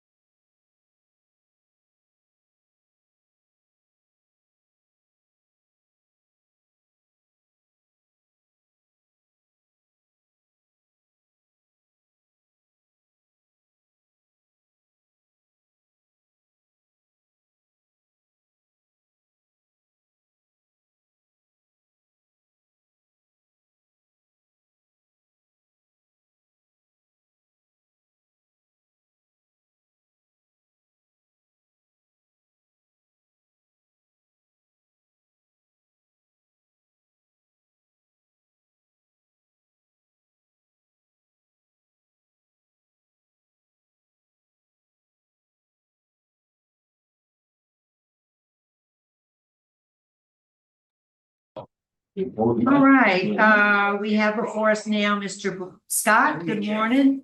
Yes, ma'am. Good morning. Good morning. Would you introduce yourself? Tell us your name and DOC number. My name is Brian Scott, 406063. That's right. All right, and let me let you know, we have some folks, I think you can see them, who are joining us by Zoom. Your aunts, we have Sherry Patrick and Tina Ramey. And by phone, we have your mother, Miss Deborah Pelche. And she didn't want to do the Zoom, she wanted to talk on the phone. So we'll put her on speakerphone in just a few minutes. So, Mr. Scott, let's see, you are classified as a fourth felony offender. You are currently serving a 37-year sentence. You were sentenced in 2003 for armed robbery and possession of cocaine in Lafayette Parish. That's the 35-year sentence. And then you have a 2021 sentencing date in Avoyelles, battery of a correctional officer. Looks like that was a 1-year sentence. Yes, ma'am. That's correct. So you have a parole eligibility date, which is October 24th, 2025, and your good time mandatory release date is January 23rd, 2033. Does all that sound accurate? It does. Okay. So would you tell us, Mr. Scott, tell us why you got a 37-year sentence? What did you do to get that? And why do you believe you're a good candidate for early release? Got a 37-year sentence because of a foolish act that I did, and I take full responsibility and accountability of armed robbery and battery on a correction officer. There's no excuse for what I've done because I'm a grown man and I hold full responsibility of what I did. I hold accountability. Nobody made me do anything that I've done. I've done everything on my own. I'm thankful for this opportunity today for me to show my accountability and remorse to the victims. And I would like to say that I'm truly sorry for any kind of physical, spiritual, mental, or emotional harm that I have caused. I know I left an everlasting scar for the things that I have done. And I apologize to my community. I apologize to this facility for my foolish acts. And I just hold full accountability of what I've done. I know I'll be a good, productive citizen in society due to the classes that this facility has allowed me to take. I learned many, many things since I've been here. And I appreciate this time and this moment, my family, the wardens here. And I appreciate everything. I just appreciate this day for me to stand here and hold accountability. Okay. All right. Well, we're going to ask Warden Thompson, what can you tell us about Mr. Scott? I think Scott actually had a rough starting out, as his disciplinary record actually reflects. He and I recently spoke in regards to the rule violation that he received in 21, which are contraband charges. Just with that actually being said, I think he would actually definitely benefit from that Steve Hall program or any type of long-term drug treatment program.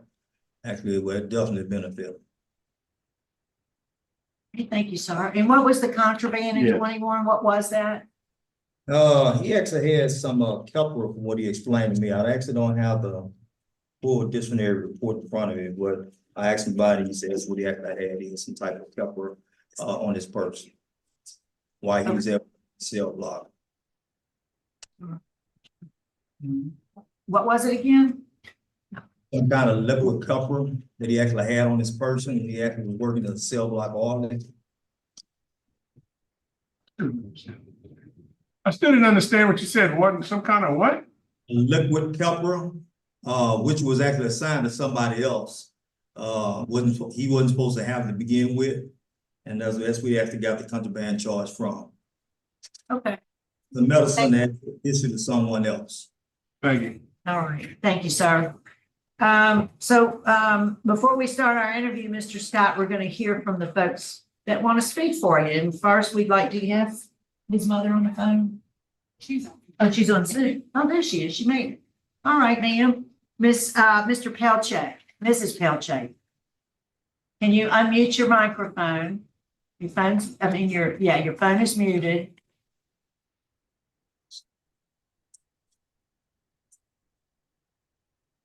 Okay. Can you hear me?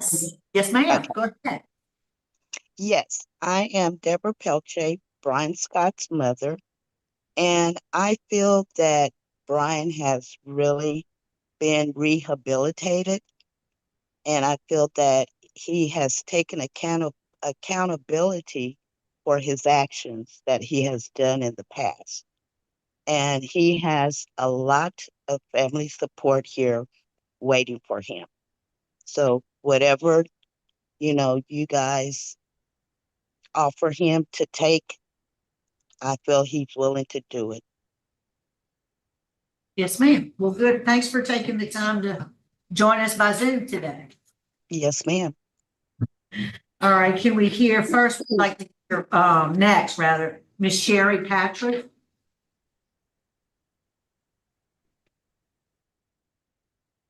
Yes, good afternoon. I'm Brian's aunt, his paternal aunt, and I would just like to thank you for this opportunity to speak. I just want to say that I'm here for moral support for Brian. He's served a long time, and I do believe his family is, me included, that I'm available to give Brian moral support and assist him in planning for his future. All right, ma'am. Thank you so much for your support and for joining us this morning. Miss Tina Rami.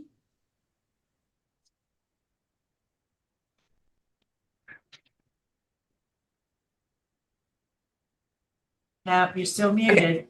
Good morning. And how do you pronounce your last name? It's Ramey. Ramey, okay. Yes, ma'am. I am Brian's aunt, and I can say throughout the years of his incarceration, I have personally noticed a big difference in his attitude. He has actually finally has said physically, verbally, he's taken accountability for the things he's done.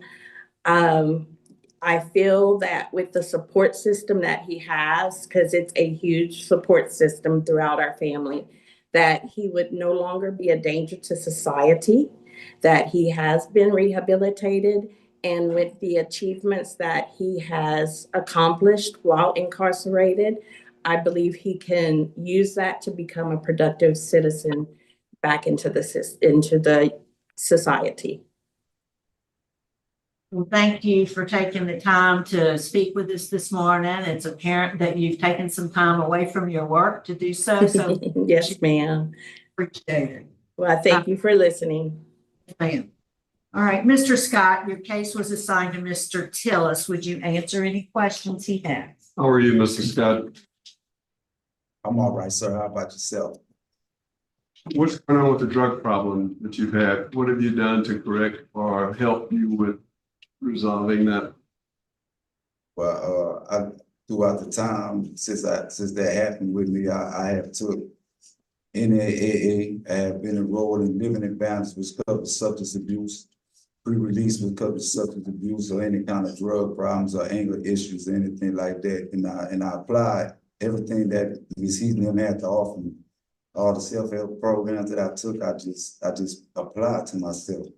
And I try to give other brothers encouragement to do the same thing if they struggle with addiction, anger problems, whatever the case may be. I do my best. I'm not perfect.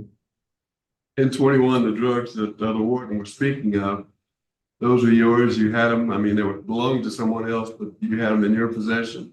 So, yes, sir. What about some of the classes you've taken? Tell me about it.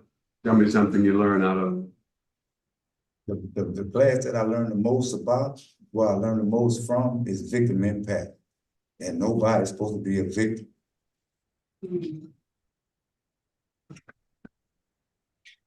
I have no more questions. Right. How many years have you served of the 35 years? 22 years. That's what I have down here. I don't have any further questions. Any other questions? Have you completed that victim impact or are you still working on that? We have one more week left. Miss Jennifer Morgan's gonna be out of town this Friday, so we're gonna finish the following Friday.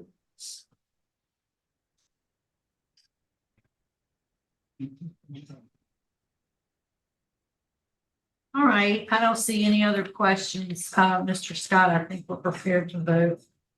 Mr. Tillings? My vote today is going to be to grant with conditions. And that is to complete all the necessary programs that you need. My vote is gonna be the same as Ms. Matilda's, to grant with completion of the Steve Foyle program for not domestic violence, for drug addiction. Mr. Barrow?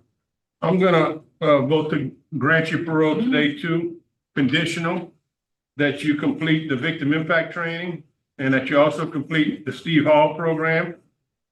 And that that's prior to release. After release, I'm gonna put a special condition that you complete AA and NA twice a week and that you continue with outpatient substance abuse after you get out while you're on supervision. Mr. Freeman?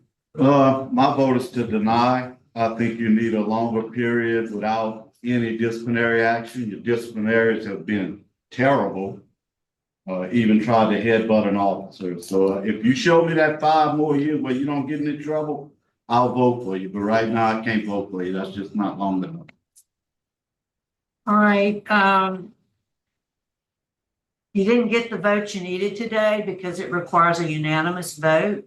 So today, Mr. Scott, your parole is being denied for the reasons that Mr. Freeman stated. So, you gotta have a more sustained period of being right up free. And you got some classes you can take, so apply yourself right back when you're eligible. Good luck to you, sir. Thank you for your time. Warden Thompson, that concludes our business. It's 11:18. Thank you.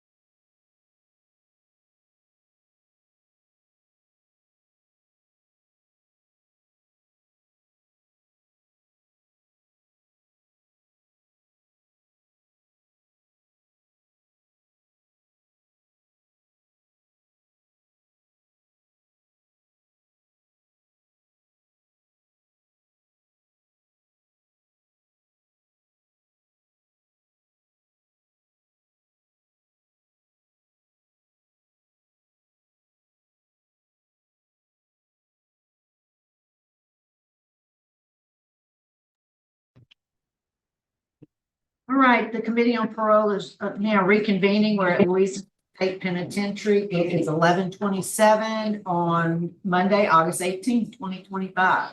We are a 5-member panel today, and it does require a unanimous vote for any favorable action. With the staff at Louisiana State Penitentiary, please introduce yourselves for the records. Yes, ma'am. Good morning. I'm Darrell Noah. I'm the warden. President Admiral by Pearson. Rochelle Ambo, Deputy Warden. Armin Shipley, inmate records. Jody Sturgeon, program consultant. All right, thank you. And we have before us first is Mr. McKee. Yes, ma'am. Yes, ma'am. To introduce yourself, Mr. McKee, tell us your name and DOC number. Robert McKee, 462602. Yes, sir, Mr. McKee. And you have counsel with you this morning. Counsel, will you introduce yourself for the record? Yes, ma'am. Good morning, Ms. Renata. Jennifer Cameron on behalf of Robert McKee. And do we also have Allison Adger? Yes, ma'am. She's just here in a supportive role, though. Okay.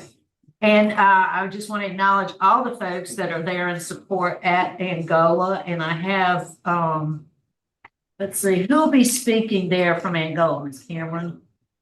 It'll be Mr. Ted Higgins and I'm sorry, Red, I don't know your real name. Cordes Knowles. Cordes Knowles. Cordes Knowles. Corliss Knowles. Yes, ma'am. Right. Well, that's a pretty big support group there. I appreciate all of you being there. On Zoom, we have some folks on Zoom too. We have the Parole Project, Mr. Kerry Myers, who will also be speaking. So, Mr. McKee, you've been through the process before, so you're kind of familiar with it. Let me just read the identifying information into the record. You are classified as a 3rd felony offender, currently serving a 65-year sentence. You were sentenced in Washington Parish in February of 2005. You have attempted manslaughter, attempted 2nd-degree kidnapping, an aggravated battery, armed robbery, disarming a peace officer, and aggravated escape. Different sentences for each of those convictions, but they're all running concurrent, and it's a total of 65 years. Your parole eligibility date was December 29, 2021. You do have a good time release date, which is in June of 2060. Is that information correct, sir? Yes, ma'am. All right, so we do it a little different maybe than the last time. We want to take your statement first. We'd like to hear from you. Explain to the panel, for those who weren't on your last hearing, why are you in jail? And why do you think you're a good candidate for early release? All right. Well, thank you, board. In June 26, 2001, I made a decision to rob a drug dealer. That decision landed me in the Washington Parish jail, where the drug dealer had family and friends that was present in the jail. Shortly after arriving, I was beaten by 9 individuals.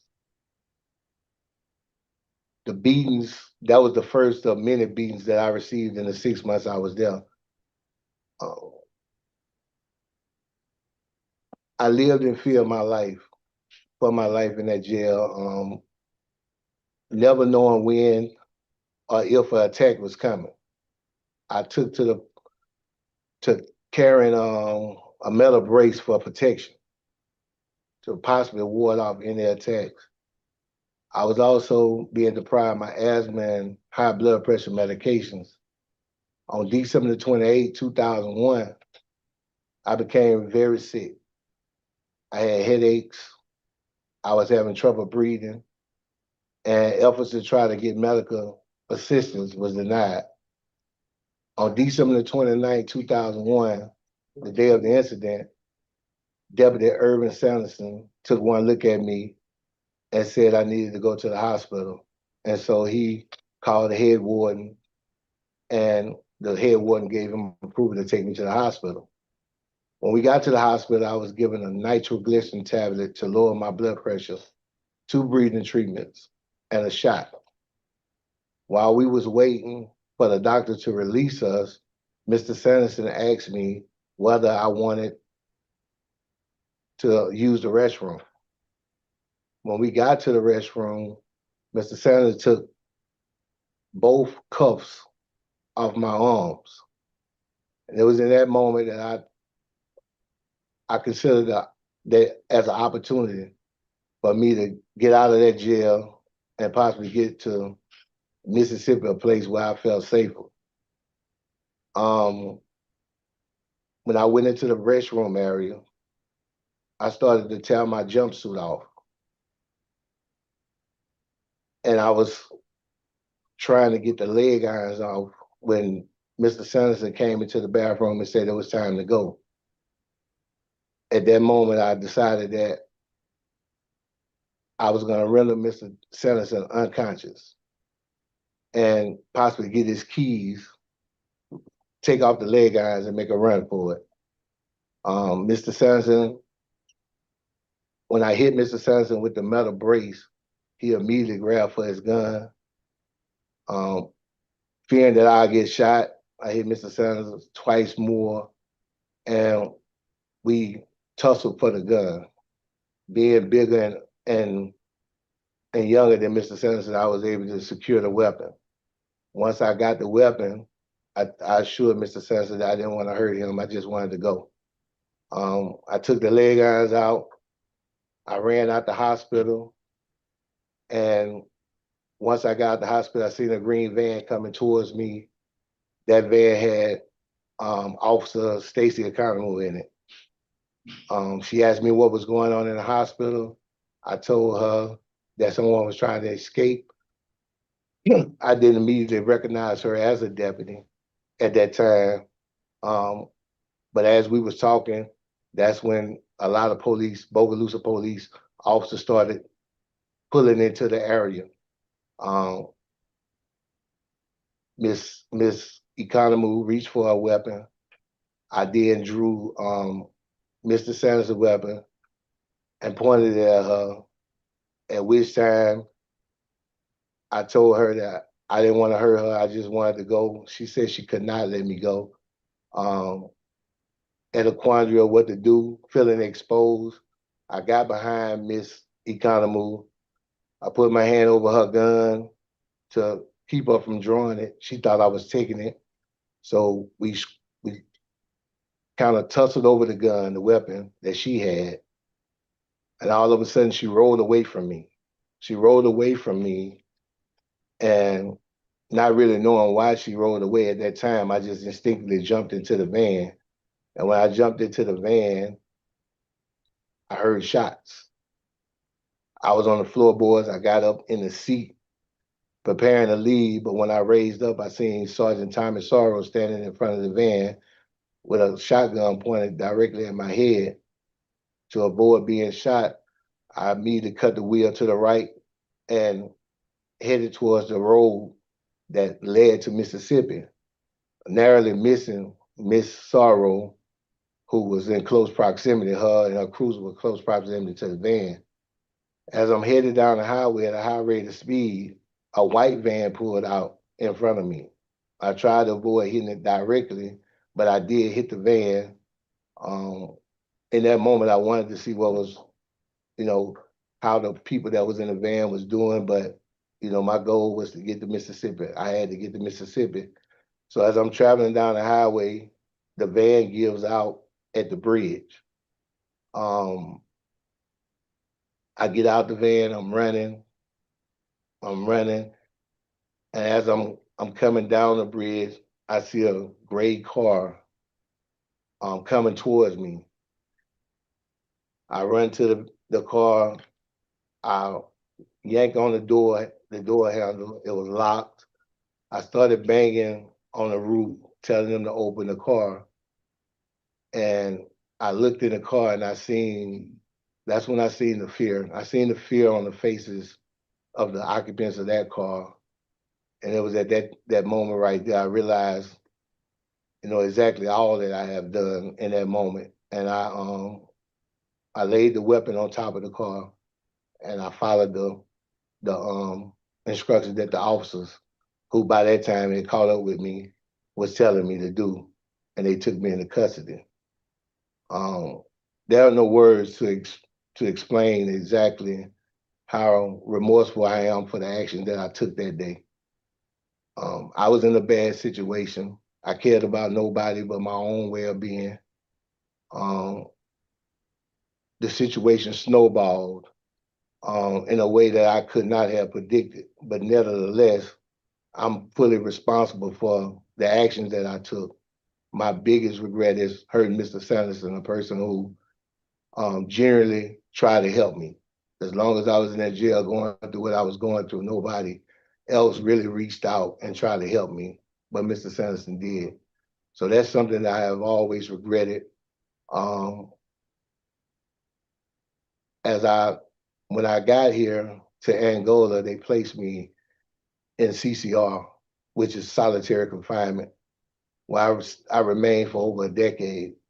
And it was in that time, in that cell, that I really came to grips with not only that particular incident, but the state of my life in its entirety. I came to understand that any violence against people only creates a void that could never be filled. And I never wanted to be that person again. I never wanted to be a person who, out of fear, will hurt other people or use the opportunity to try to make myself feel secure while making them feel insecure. So I stayed in the cell for over 10 years. I got out and I immediately started trying to fix me because I knew I was broken. And I needed to understand exactly why I made the decisions that I made throughout my life. I found that in a lot of classes that I took. Thinking for a Change, for one, is one of the classes that I took that helped me challenge my thinking. It helped me understand exactly how my choices led to risky behavior. And it helped me a lot. But more than anything, victim awareness was the best class that I ever took because it helped me understand the ripple effect violent crime has on not only the people that you hurt, but also the whole community. All right, well, you have, we're gonna move on. I appreciate you have quite a vivid memory of what happened. I appreciate the details and I appreciate you calling the name of each of your victims. We don't usually hear that and it's meaningful. We're gonna have some more questions for you in just a minute, but I want to ask Warden Vanoy, what can you tell us about Mr. McKee? Well, he's a minimum wage trustee. He lives on the East Yard of Mag 4, and his job is an MA counsel. Since 2019, he's only had 3 DB reports. He's had lots of programming. He talked to you about a couple of them. He got his BA from the NOBTS in August of 24. He's a certified mentor. He's got digital literature, 100 hours substance abuse, pencil counsel substitute training, anger management, thinking for a change, Malachi Dads, moral compass, victim awareness, and letter training. Wow. So he's done a lot of programming since he's been out of CCR. All right, good to hear. Thank you, sir. So let me hear from the folks there at Angola that want to speak on behalf of Mr. McKee. Could we hear from Mr. Higgins first? Yes, ma'am. You said they see you better. Yeah, they can see me better. Yeah, they can hear. Good morning to the board. Thank you for allowing me to speak on behalf of Mr. McKee. I've known Robert since 2008. We started the correspondence. I eventually became his spiritual advisor as we became more and more involved. From the beginning, I was struck by Mr. McKee's drive to better himself. He was still in CCR at the time, had been there close to 10 years, I believe. And I was amazed that he could have presence of mind and being to really improve himself. You know, in that type of environment where there were no educational opportunities or religious opportunities or anything at all, you know, he was estranged from his family, and yet he was determined he had hope and faith that he would be released from CCR, and when he did, he was ready and raring to educate himself, to take classes, to give back, and he was astonishing, you know. And you know, though I was his spiritual advisor, many times I felt that he was my spiritual advisor, and that we complemented each other. But not once in all the time that I've known him have I ever found him to be insincere and less truthful, and he was blatantly honest with, you know, what he had done and how he felt about it. And so, you know, he's become family to us because he's the type of man that I want in my family. And I think that his concern of other people who have similar backgrounds, you know, he's wants to dedicate his life to helping other people raise themselves up from situations like this, or to even keep them from coming into situations like this. And so we support him 100%. I think that he's done all he can in here. You know, he's a man who belongs in a bigger setting to really help people. And, you know, I can say that in all honesty. And, you know, it's easy for a good man to pretend he's bad than a bad man to pretend he's good. You know, there's a phenomenal man inside of us right here, and he will bring a lot of good to the world if he's given a chance to do that. Thank you very much. Thank you, sir. Mr. Knowles? Yes, ma'am. Go ahead, we'd like. Yeah, I've been knowing Robert since childhood, grew up together. And I can honestly say that the man that I see when I come up here is, to say, not even a shell of the man that he once was. He's totally transformed, totally changed. And it ain't no in between, ain't no fence straddling. You know, I can genuinely say that this is a totally different person. If I was having this conversation the 23 years ago that he's been here, it would be nothing like the conversation that I'm having now. You know, I remember when Robert came to Delta State to see me in college. And that was probably the calmest that I had ever seen him. And I can tell that he was just glad to be away from down on the coast where we grew up at, where he wasn't always looking over his shoulder or behind his back. And he posted came for a weekend. But luckily I had a private room because he ended up staying 2 weeks. And when I left Delta State and came back down to the coast, he had gotten into this incident here, and all this right here went on and came about. And then when I came up here to see him, and he was telling me all the schooling that he had while he was here, I'm like, man, that is, shoot, he got more schooling than I got out there.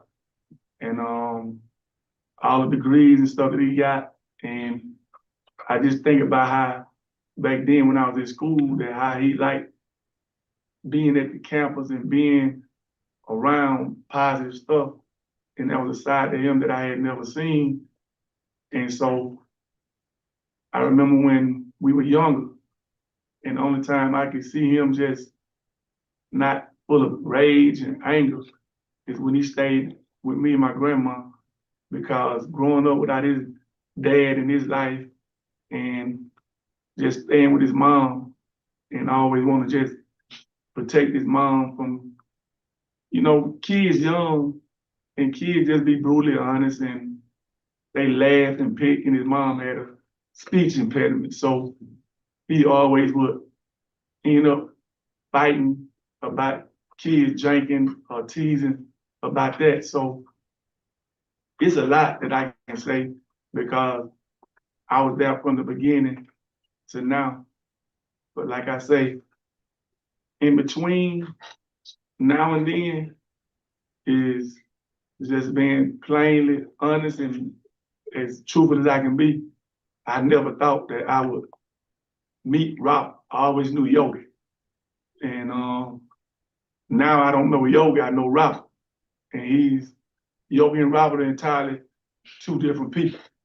And I'm glad to see that the man that he's become, that he is now. And I'm also glad that, I hate to say it like that he had to come here, because if not, he'd probably be dead or killed somebody else. But now, the man that I'm looking at now, there's no way I can think that. He reformed, whatever you want to call it. And I thank the state of Louisiana for it. Sir, we appreciate hearing from you today. That was, Mr. Myers, could we hear from the Parole Project? Yes, good morning, Kerry Myers with Louisiana Parole Project. A lot of things have already been said. I'm not going to just go over everything. I'm sure Ms. Cameron will also sum it all up. We've been working with Mr. McKee since his previous hearing for two reasons. Number one, his portfolio, and he's only increased that since his last hearing. As you know, you can have two things that can happen on a denial. One is to quit, give up, spiral, or take it for what it is and continue on. He's just done that and excelled. We plan to provide Mr. McKee with transitional services. We will, after 24 years in incarceration, obviously, there are things that he will need to decompress, to learn upon his release. We'll provide those services. He has long-term support system. You can see the support system he has there, but he has long-term resident support. And we're just, Mr. McKee's honest recognition of the harm he's caused and the steps he's taken to do that. He's a mentor. He's just taken stock of his entire life. And it leads us to know that he's going to succeed. Whatever this board decides today, he's going to succeed. But he would be an asset to our program. He would be an asset to his community. And we would ask this board to consider granting his parole today. All right, thanks, sir. Ms. Cameron, could we hear from you? Yes, ma'am. I'm honored to speak on Robert's behalf this morning. He is a client, a colleague, and a friend. At the last hearing, it was noted that no one who spoke at that hearing knew Robert prior to his current incarceration. While that was true, we have all had conversations with him about who he was versus who he is now. I'd like to touch a little bit on both today. First, who Robert was. He was a survivor. Robert spent his entire childhood surviving. He was born to a woman with mental health issues who couldn't take care of him. Robert and his mom traveled the streets homeless between Mississippi and Chicago with no food and no money. So Robert became a juvenile pickpocket, being schooled by the neighborhood kids on how to do it correctly. He was also a drug dealer. He began selling drugs to make ends meet for himself and his mom, even finding success when he was able to get them an apartment that he paid for. He then became a robber. Robert began, he graduated from pickpocketing to drug dealing and robbing other drug dealers of both drugs and money. This is what caused him to enter the Mississippi prison system at the young age of 16. He essentially grew up in Parchman Prison. He continued those type of crimes after he was released from Parchman because it was really all he knew. That's what led to the incident that caused the situation that we're here for today. The thought that he was going to die in custody caused him to make some very rash decisions that December, decisions that he's already told you he regrets even to this day. Robert doesn't deny any of those labels. He embraces them as they are now his testimony. They are the stories, they fuel the stories that he tells the young men that he meets coming into this prison. Who that Robert was, that Yogi was, fuels every decision that Robert McKee makes today. In 2007, Robert had a conversation with his mother, who told him to get an education so he could go out in the world and do good one day, something she always believed that he was capable of. Robert lost his mother a few weeks later. Today is actually his mother's birthday. That conversation fueled every decision Robert made after that. As he told you, he was put into solitary for approximately 12 years, where he wasn't allowed to do anything. He was sitting in the cell alone, and that was the first time he was able to truly rest and think about who he was and who he wanted to be. Robert began advocating for the ability to attend church, and even after the pastor stopped showing up to solitary, he advocated for the ability to attend church services in other areas of the prison.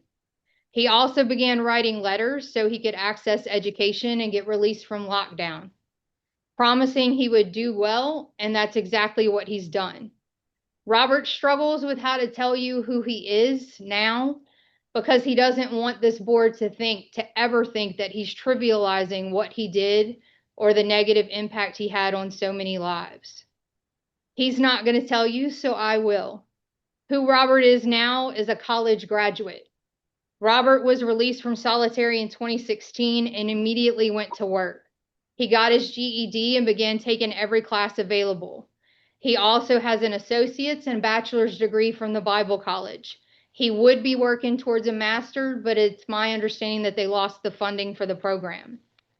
He's also a pastor and a spiritual advisor. Robert has a relationship with God unlike most. He works hard at bringing the word of God to those who need it in this prison, but also outside of this prison. He regularly sends sermons to people via JPay, including me. And it's through those sermons that you can see Robert's heart for God and his passion for God's work. He's an inmate counsel. While being a pastor and spiritual advisor is without a doubt what Robert considers his most important work, inmate counsel substitute runs a very close second. Robert has assisted in 15 people getting evidentiary hearings and 5 people getting to go home. Those people include Mr. D, who he brought to me a few summers ago. I'd like to tell you that story because it shows Robert's heart. Mr. D was set to go on medical parole because the board couldn't find his family. He was bedridden. Robert brought me Mr. D's packet one afternoon when I was here on an attorney visit, and it was just a couple of days before Mr. D was set to go on the board. Between us and members of my staff, we found Mr. D's family, and they were more than willing to have him paroled to them. Because of Robert's advocacy, Mr. D spent his last years with his brother, his daughters, and his nieces, a chance he probably would not have had otherwise. Sadly, he died recently, but I know that Mr. D is watching today with pride as we tell you about the Robert that he knew and loved. Robert is also an educator. He went from being a diligent student to becoming the facilitator for many classes here. Y'all can see through the certificates in his parole packet that he facilitates a lot of the classes from the JC's Club. He also facilitates a parole class, helping people come before the board. He's been through the New Men program as a student, but he is also now a peer support counselor. What he doesn't like to mention is that he created part of the curriculum that the New Men program uses. As an educator and facilitator, Robert works to help others learn new paths, hopefully leading to their own freedom in the future. Robert is also a mentor. He's now one of the top mentors in the reentry program. And while he's recognized for that work often, even before he became a mentor 2.5 years ago, he was mentoring in an unofficial capacity. showing others what walking a path that's 180 degrees from where you were looks like, showing others what the right thing looks like. As you can see from the many letters from the Angola community, both staff and offenders in his packet, Robert is both relied on and respected. He's not just a mentor, but he often de-escalates arguments between offenders. He can calm people and come to a resolution when staff are unable to do so. A husband, a father, a grandfather, and a friend. Robert wears all of those labels with pride. And as you can see just from the people who are here, which is a small part of his community, he has a huge community of support, not just a family, but friends who've become family. In summary, while Robert's past shows a violent man doing things that put innocent people in danger, that's not who he is today. The Robert that sits before this board is remorseful for the past and hopeful for the future. He walks the path God laid for him, making positive choices in a place where it would be much easier to make negative ones. He's been doing so since before his parole eligibility arose. He knew he needed to be different, and he's done the work to change his life. Now all he needs is mercy from this board. On a final note, I'd like to note that the last board unanimously said that there was no rehabilitation left here for Robert to do. Mr. Roche was the lone vote against him, and he noted that he was voting no only because he wanted Robert to do a little more time. Yet Robert comes before the board with a slew of new certificates. He could have sat back and waited for another board, but he did not.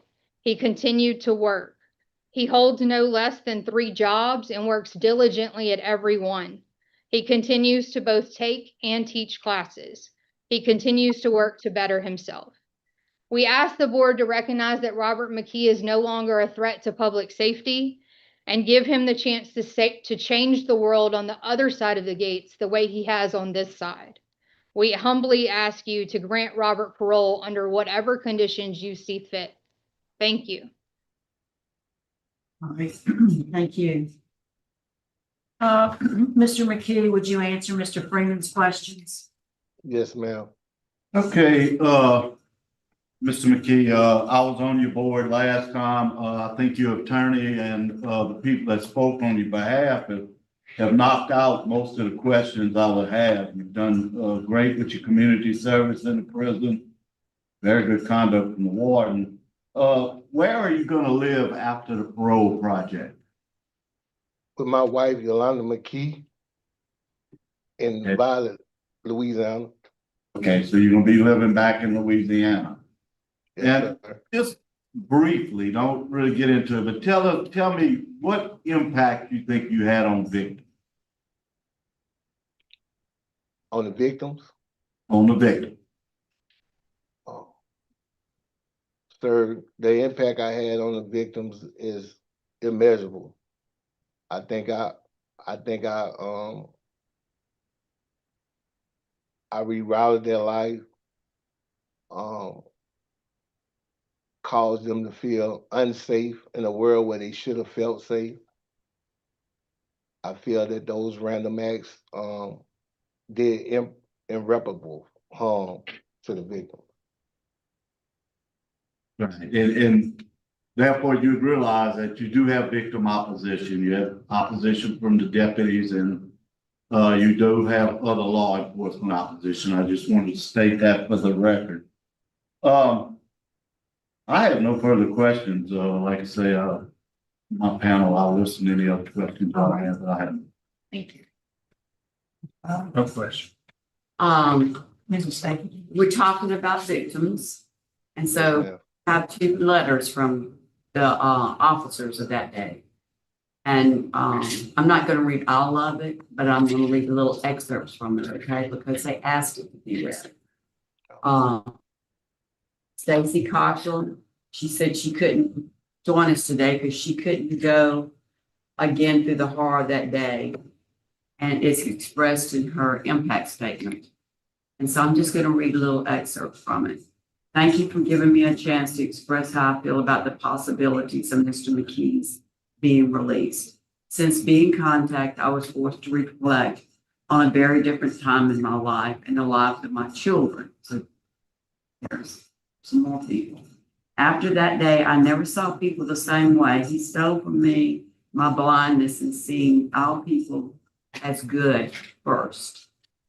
Bogalusa is a small town.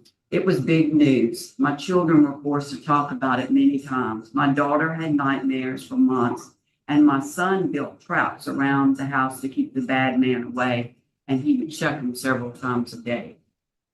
For years, I was plagued with nightmares.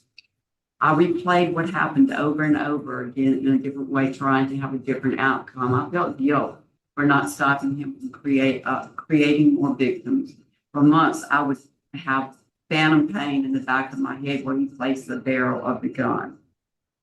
Now, you may have written this, and she may not know this, an accountability letter, because she mentions here, never was a letter ever placed in the box from him from the prison on his behalf trying to ask forgiveness.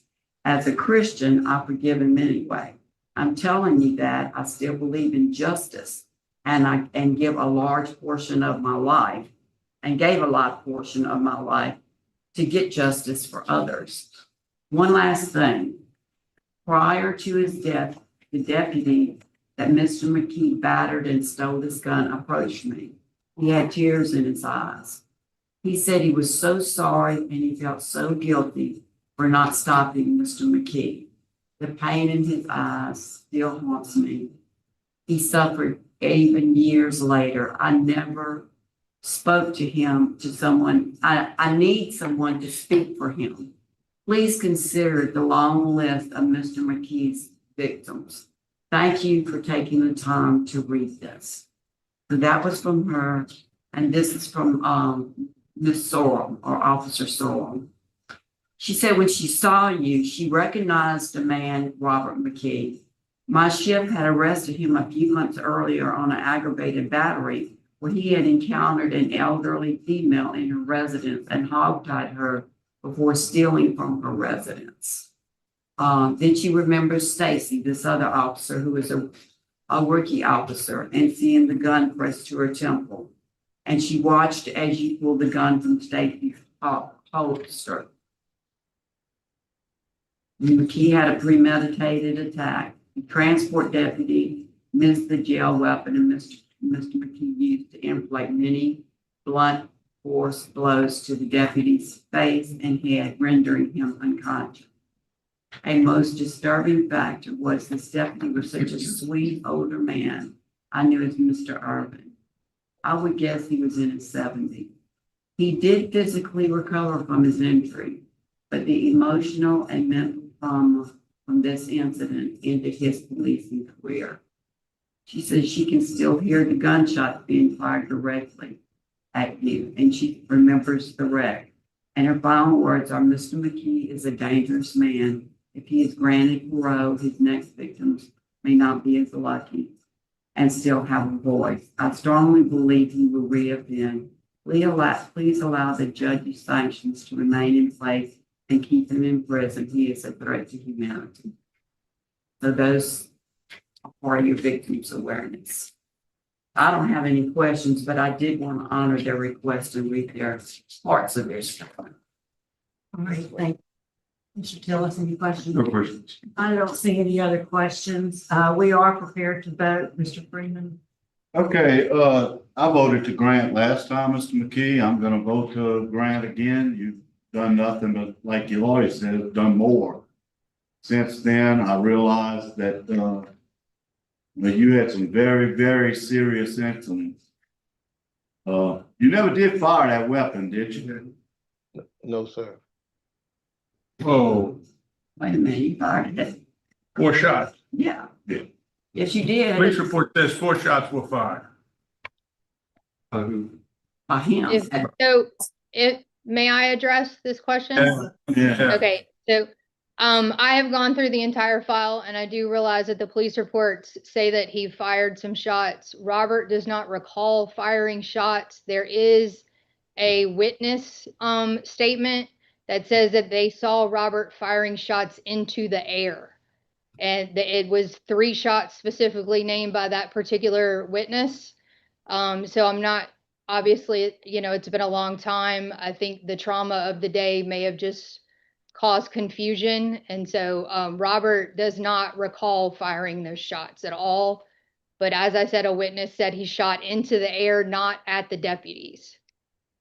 I mean, he had the opportunity to kill the deputy in the bathroom. He had the opportunity to kill the deputy outside. He had the opportunity to kill the people when he went to the car. Yes, But sir. regardless, I think you've done well. My vote today is to grant to the parole project and to follow all of their recommendations. Thank you, Mr. Tillis. My vote also is to grant. I think you've done well. You've set a good example. My vote is to grant to the parole, Louisiana Parole Project. Mrs. Stapleton. My vote is going to be to deny. District Attorney said that he strongly opposes this vicious career criminal tried to kill a police officer. Chief of Police is opposed, Attorney General is opposed, and then of course you've heard your victims, they're opposed too, and they still suffer from that, the events of that day. Mr. Barrow. I'm gonna also vote to deny based on the poor criminal record prior to the offense. During this offense, it put many lives in danger. The strong victim opposition still after these years, the strong law enforcement opposition that comes from the sheriff, the DA, the chief, and the judge, and insufficient time served for such a violent crime against law enforcement officials. He served less than half of his imposed sentence. Mr. McKee, my vote today would be the same as it was the last time I saw you, to grant your parole. I think, and congratulations on continuing with your college degree. I asked you to do that last time you did. I'm very impressed that you didn't let the denial last time stop the good work that you're doing. I do not believe that you're Yogi anymore. I do not believe you're a threat to public safety. You seem genuinely remorseful and you understand the impact you had on your victims. Great family support, a good transition plan, and positive remarks by the warden. Unfortunately, today it requires the unanimous vote. So the outcome today is that your parole has been denied. Don't give up. Good luck. Thank you.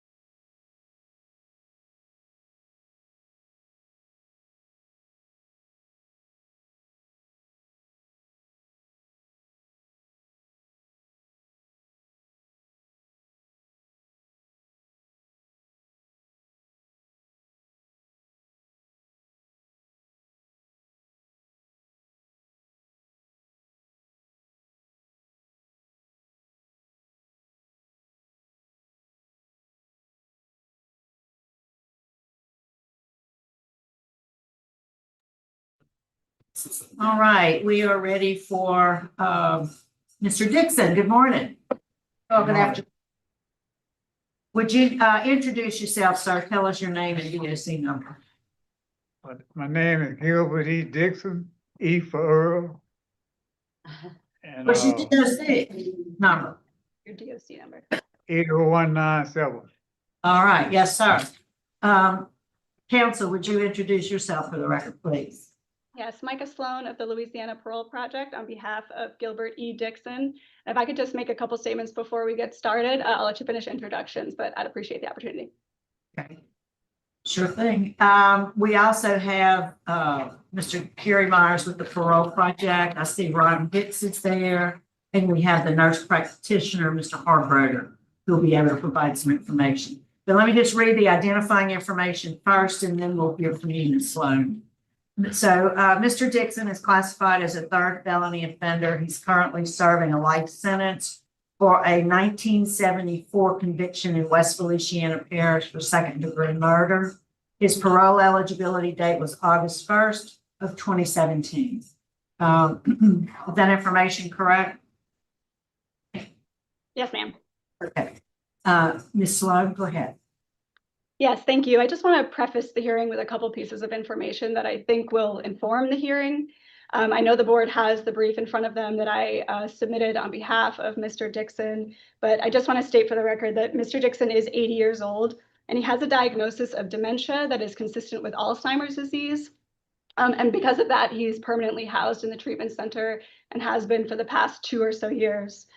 So up front, I just want the board to know that we are asking that the board grant him parole with the condition that he be released to a medical facility. Mr. Harbroder can give some more information about his medical and neurocognitive condition. And there's also a letter attached to his brief from Dr. Niyogi, who has reviewed his recent medical history, which will also give the board an overview of his medical conditions. And should the board have questions for Mr. Dixon, he may just need a little bit of guidance or support from me, but I know that he'll do his best to answer your questions, and I'll save the rest of my comments for a later point. Thank you for the opportunity. Thank you. So can we go ahead now and hear Mr. Harbroder? Can you just give us a overview? We do have it in the record, like it on the record. Yes, ma'am. I'm Kyle Harbroder, as you said. I take Mr. Dixon as my patient in nursing unit 2, which is a medical ward in the treatment center. He has the main reason for him staying there is cognitive decline, which, you know, we're treating him for dementia. This has been supported by imaging. He's had MRIs and CTs of his brain, which is not how we diagnose his condition, but we have supporting imaging showing that's kind of what we're dealing with. He's pleasant, patient, easy to deal with in the unit. He requires some redirection intermittently, but overall, he feeds himself and cares for himself, just needs redirection due to the cognitive decline. In addition to that, I treat him for high blood pressure, high cholesterol, type 2 diabetes, chronic kidney disease. He has hepatitis C that has been successfully treated. One of the reasons he initially got admitted is we had to ensure compliance with that treatment as his cognitive decline began at the time that we were trying to treat that condition. He has heartburn or reflux and BPH, which is just swelling of his prostate, that, you know, successfully treated and managed with medication. I'm happy to answer any questions you may have for me about anything else. Okay. Well, thank Can you. I ask you a question? Yes, Mr. Frank. Do you have him set up to go to a nursing home? Do you have a nursing home that will accept him? The plan would be for our staff to try to place him along with the parole project, but from my understanding, we're not allowed to do so until this would be granted. Yes. Okay, thank you. Warden, is there anything you'd like to tell us about Mr. Dixon? Well, you know, I've known him all of my life. He was here when I got here a long time ago. Yeah, he's gotten old and he's on the ward. He's no problem. There's really nothing that he can do. He just lives on that ward, and that's it. Thank you, sir. Mr. Myers, can you tell us what kind of support the parole project would give him? Yes, good afternoon. We would, just like in Mr. Patterson's case, obviously his condition is such that he could not reside in our program or actually care for himself if we will put him into long-term housing. So we support the efforts to get him into a facility, and should he get grant parole and enter that facility, we'll work with that facility to ensure his needs are being met. Thank you, sir. All right, I don't see any other speakers. I did acknowledge Mr. Hicks, who's there in support but does not wish to speak. So, Ms. Sloan, would you go ahead and give us your presentation? Yes, thank you. Again, Micah Sloan of the Louisiana Parole Project on behalf of Gilbert Dixon. Again, we're asking the committee to grant Mr. Dixon parole with the condition that he be released to a medical facility based on his health, his age, and his time served.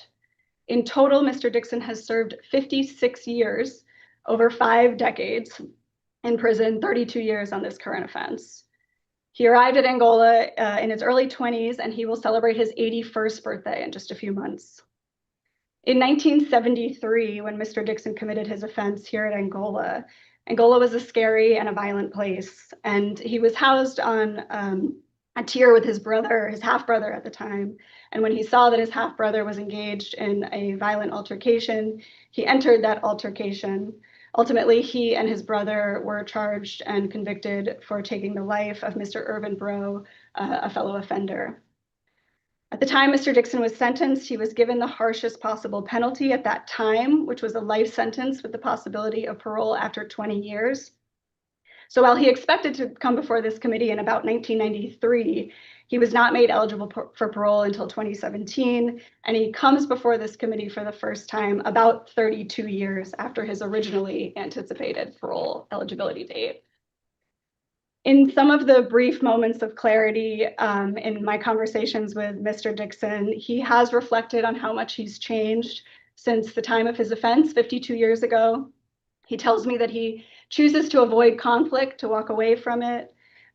He tells me that he regrets how he would resort to violence when he was young.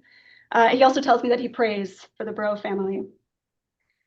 I think that it almost goes without saying that Mr. Dixon is not a threat to our community. At 81 years old, he moves slowly, he rests often, and it's my understanding that he spends most of his time sitting, painting, and reminiscing about his days as a prized boxer. He is a very proud artist. He paints portraits and landscapes. I once addressed with him what his needs might be if he were to get out, and he told me he just needed some paints and some paintbrushes and a canvas. So I think that's his primary focus these days. So I respectfully ask this committee to please allow Mr. Dixon to spend what years he has left outside of prison in a medical facility on parole supervision. And as much as the Parole Project can support Mr. Dixon from a medical facility, it is committed to doing so. Sadly, Mr. Dixon has either outlived or lost contact with his family. So we'll ensure that while he's in a medical facility, he'll get visits from us, he'll have access to our social work team, and we'll make sure that all of his needs are being met. Thank you very much for your consideration, and I stand by if you have any other questions. Thank you. Thank you. Mr. Freeman, do you have any questions of Mr. Dixon or his attorney? And I know you're gonna have to help him with some of these questions, if you don't mind. First off, what was he in jail for originally when he killed the inmate in 73? Armed robbery. Armed robbery, that's right. Armed robbery. Okay, so that wasn't for murder, you was in for armed robbery. No, sir. I'm not gonna get into the reason why the conflict took place back in 73. I'm sure there would be a variety of reasons it could have been back then. I see he's done all of his requirements, correct? He has all the required classes? Okay. Yes, sir. And so his health, it's not gonna improve? No, sir, we don't generally see improvement from cognitive decline like dementia. Okay. And as I said, he requires coaching. He's able to function, but he requires constant coaching and redirection. Correct, I understand. All right, and you did have some disciplinary problems before then, but none since 2022. And you do have law enforcement opposition, and you do have victim oppositions. But I have no further questions.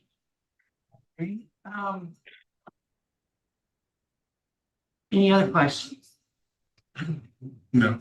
I do want to know that we do have opposition from law enforcement and the district attorney. There is a very compelling letter from Mr. Bro's nephew in the record, the victim's nephew, where he shares some of his own experiences. It was a very, very compelling letter. While they do remain opposed, I appreciate that he shared that experience. I don't see any other questions. I think that we are prepared to vote. Mr. Freeman? Okay, well, okay, my vote today is going to be to grant upon an approved medical facility. I don't want him just going wandering around, and then we'll leave it up to probation pro, make sure he stays there, because I don't want him leaving. Because the main reason I'm granting is because of the medical and his age, and I do not think he's a public safety risk anymore. So that's my vote today, grant to an approved medical with parole project monitoring. Mr. Tiller? Grant with conditional, same as Mr. Freeman. Mrs. Stapleton? Grant with conditions, thanks, Mr. Freeman. Mr. Bones? Grant to medical treatment facility due to health, age, and amount of time served. Yeah, my vote also is to grant to the medical facility only based on the age and the length of incarceration and his health situation. So to be followed also and monitored by the parole project. All right, Mr. Dixon, you've been granted parole. Good luck to you, sir. Thank you. Thank you. Oh.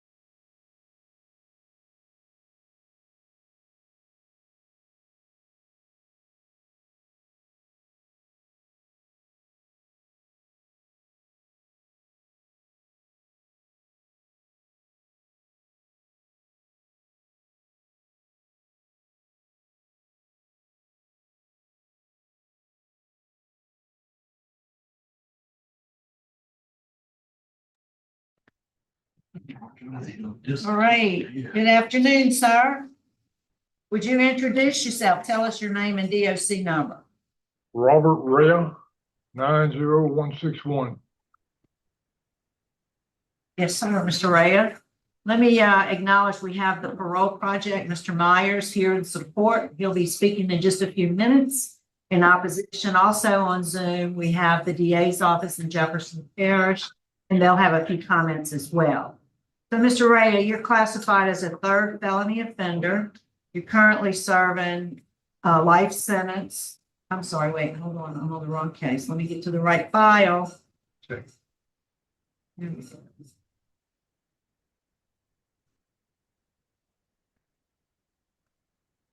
I apologize. I said I was ready. So yes, you are currently serving a life sentence, having been sentenced in Jefferson Parish in 1979 for a second-degree murder conviction. Your parole eligibility date was April 2nd, 2019. Does all that sound correct to you, Mr. Reya? Yes, ma'am. All right, good. Would you, sir, tell us what happened to you? Why are you in jail? What'd you do? Why do you think you're a good candidate for parole?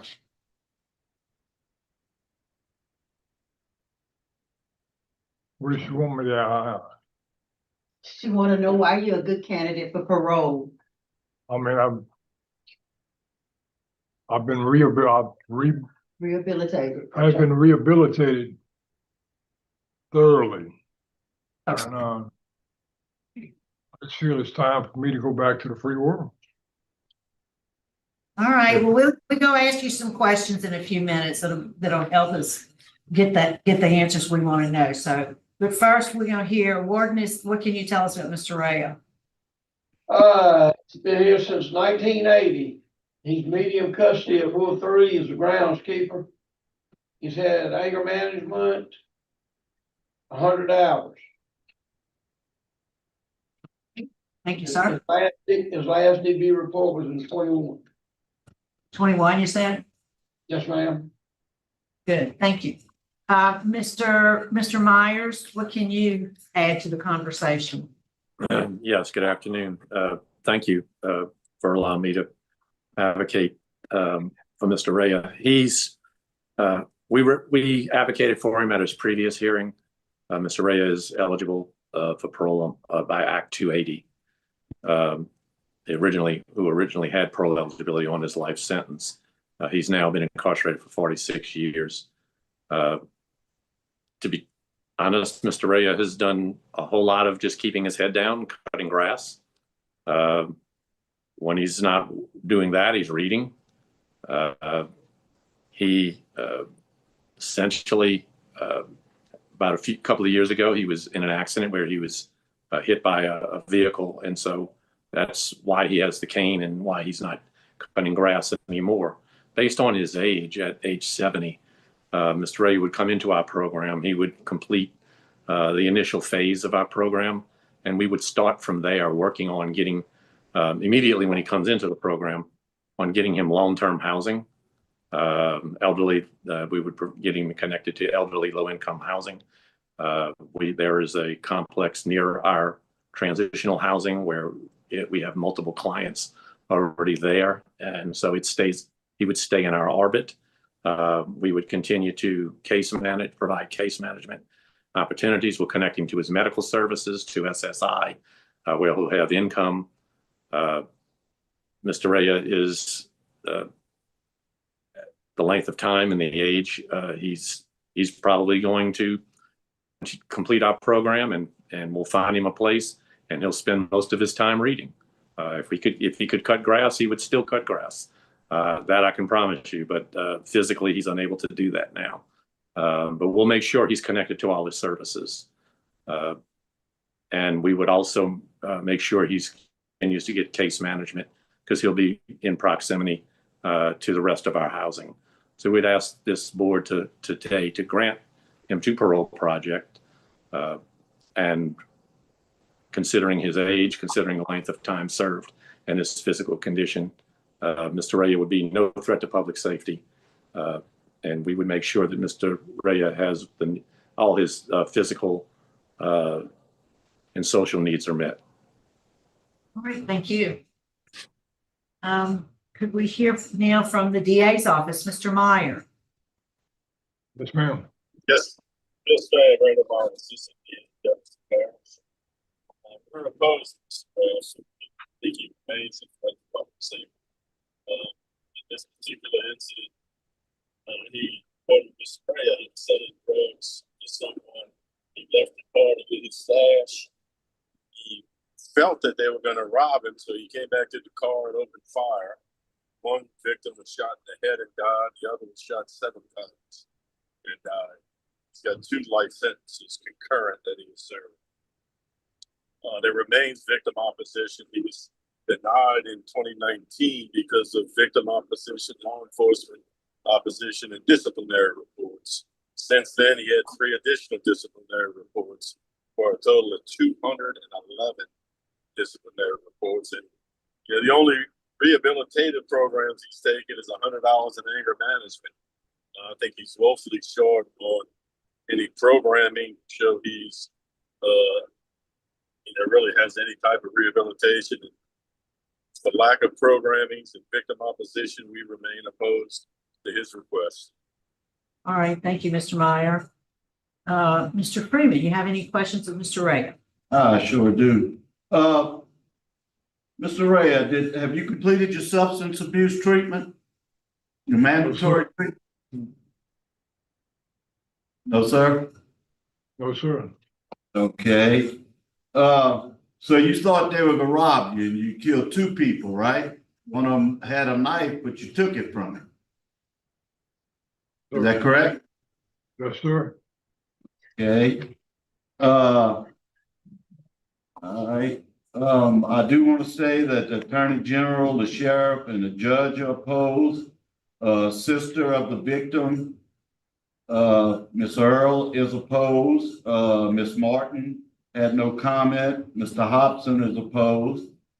You do have 211 DB reports as stated, and no classes since 2017. I have no further questions. Any other questions? I don't see any other questions. Mr. Freeman, you ready to vote? Yes, ma'am. Mr. Reya, I'm sorry, but my vote today is to deny. It was 2 people that were killed, and we don't have much classes taken. Mr. Tillis? Vote also is to deny, based on law enforcement opposition. Okay. Mrs. Stapleton? My vote also is to deny based upon non-victim opposition and not enough program and your excessive discipline reports. Mr. Barrow?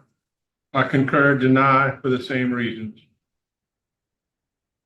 And Mr. Reya, my vote also is to deny based on lack of programming. So today, sir, you've received a unanimous vote to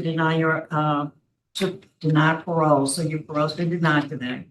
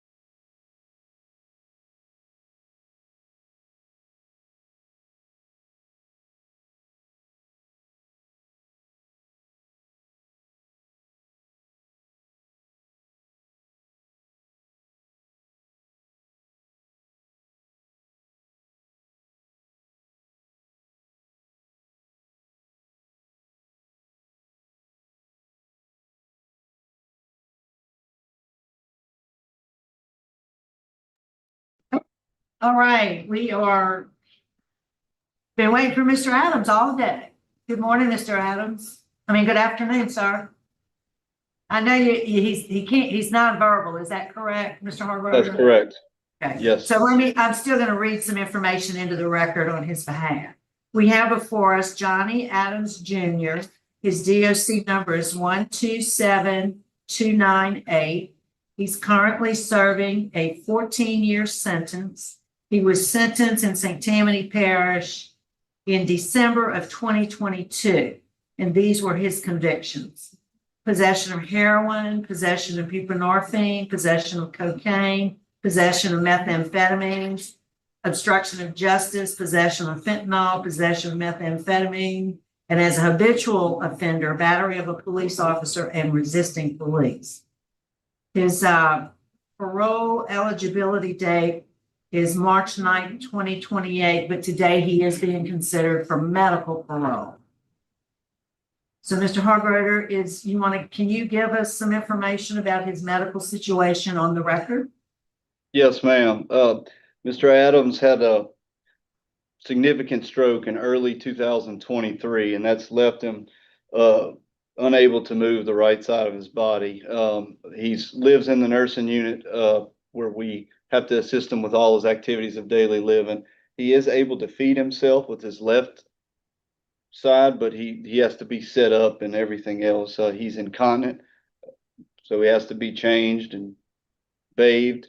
In addition to that, we treat him for high blood pressure, high cholesterol, pre-diabetes, heart failure. He's had a blood clot, and he was made a do not resuscitate in February of 23 by the doctors at St. Tammany Hospital and his daughter. All right, so I guess the stroke occurred after this period of incarceration. Is that right? Yeah, he came to us from St. Tammany Parish. I believe he went from St. Tammany Parish or the prison to the hospital where he stayed almost a month, and then upon leaving there, that's when we received him at Angola. Okay, thank you. Mr. Adams' case has been assigned to Mr. Freeman. Mr. Freeman, would you ask the question? Mr. Freedom. Yeah. Okay. So I take it that once again, I mean, I'm looking at it, there's no chance for any improvement. No, sir. There would be no chance of recovery. So he's no threat. He's not going to regain use of his right side or the ability to speak. As a matter of fact, speech therapy, after you have something like this, a stroke, you go to speech therapy. Speech therapy discharged him due to the poor prognosis for recovery. Okay, I have no further question. Any other questions? I'm I don't see any other questions, so I think we are prepared to vote on Mr. Adams' case. Mr. Freeman. My vote today is to grant per the recommendation of the institution. Mr. Tillman. My vote also is to grant on recommendation of the institution. Mrs. Stapleton. My vote today is to grant by recommendation of the institution. Mr. Bauer. Grant for the same reasons and no victim opposition. And my vote also is to grant the medical parole on the recommendation by the medical staff at the facility. So today the medical parole has been granted. Good luck to Mr. Adams.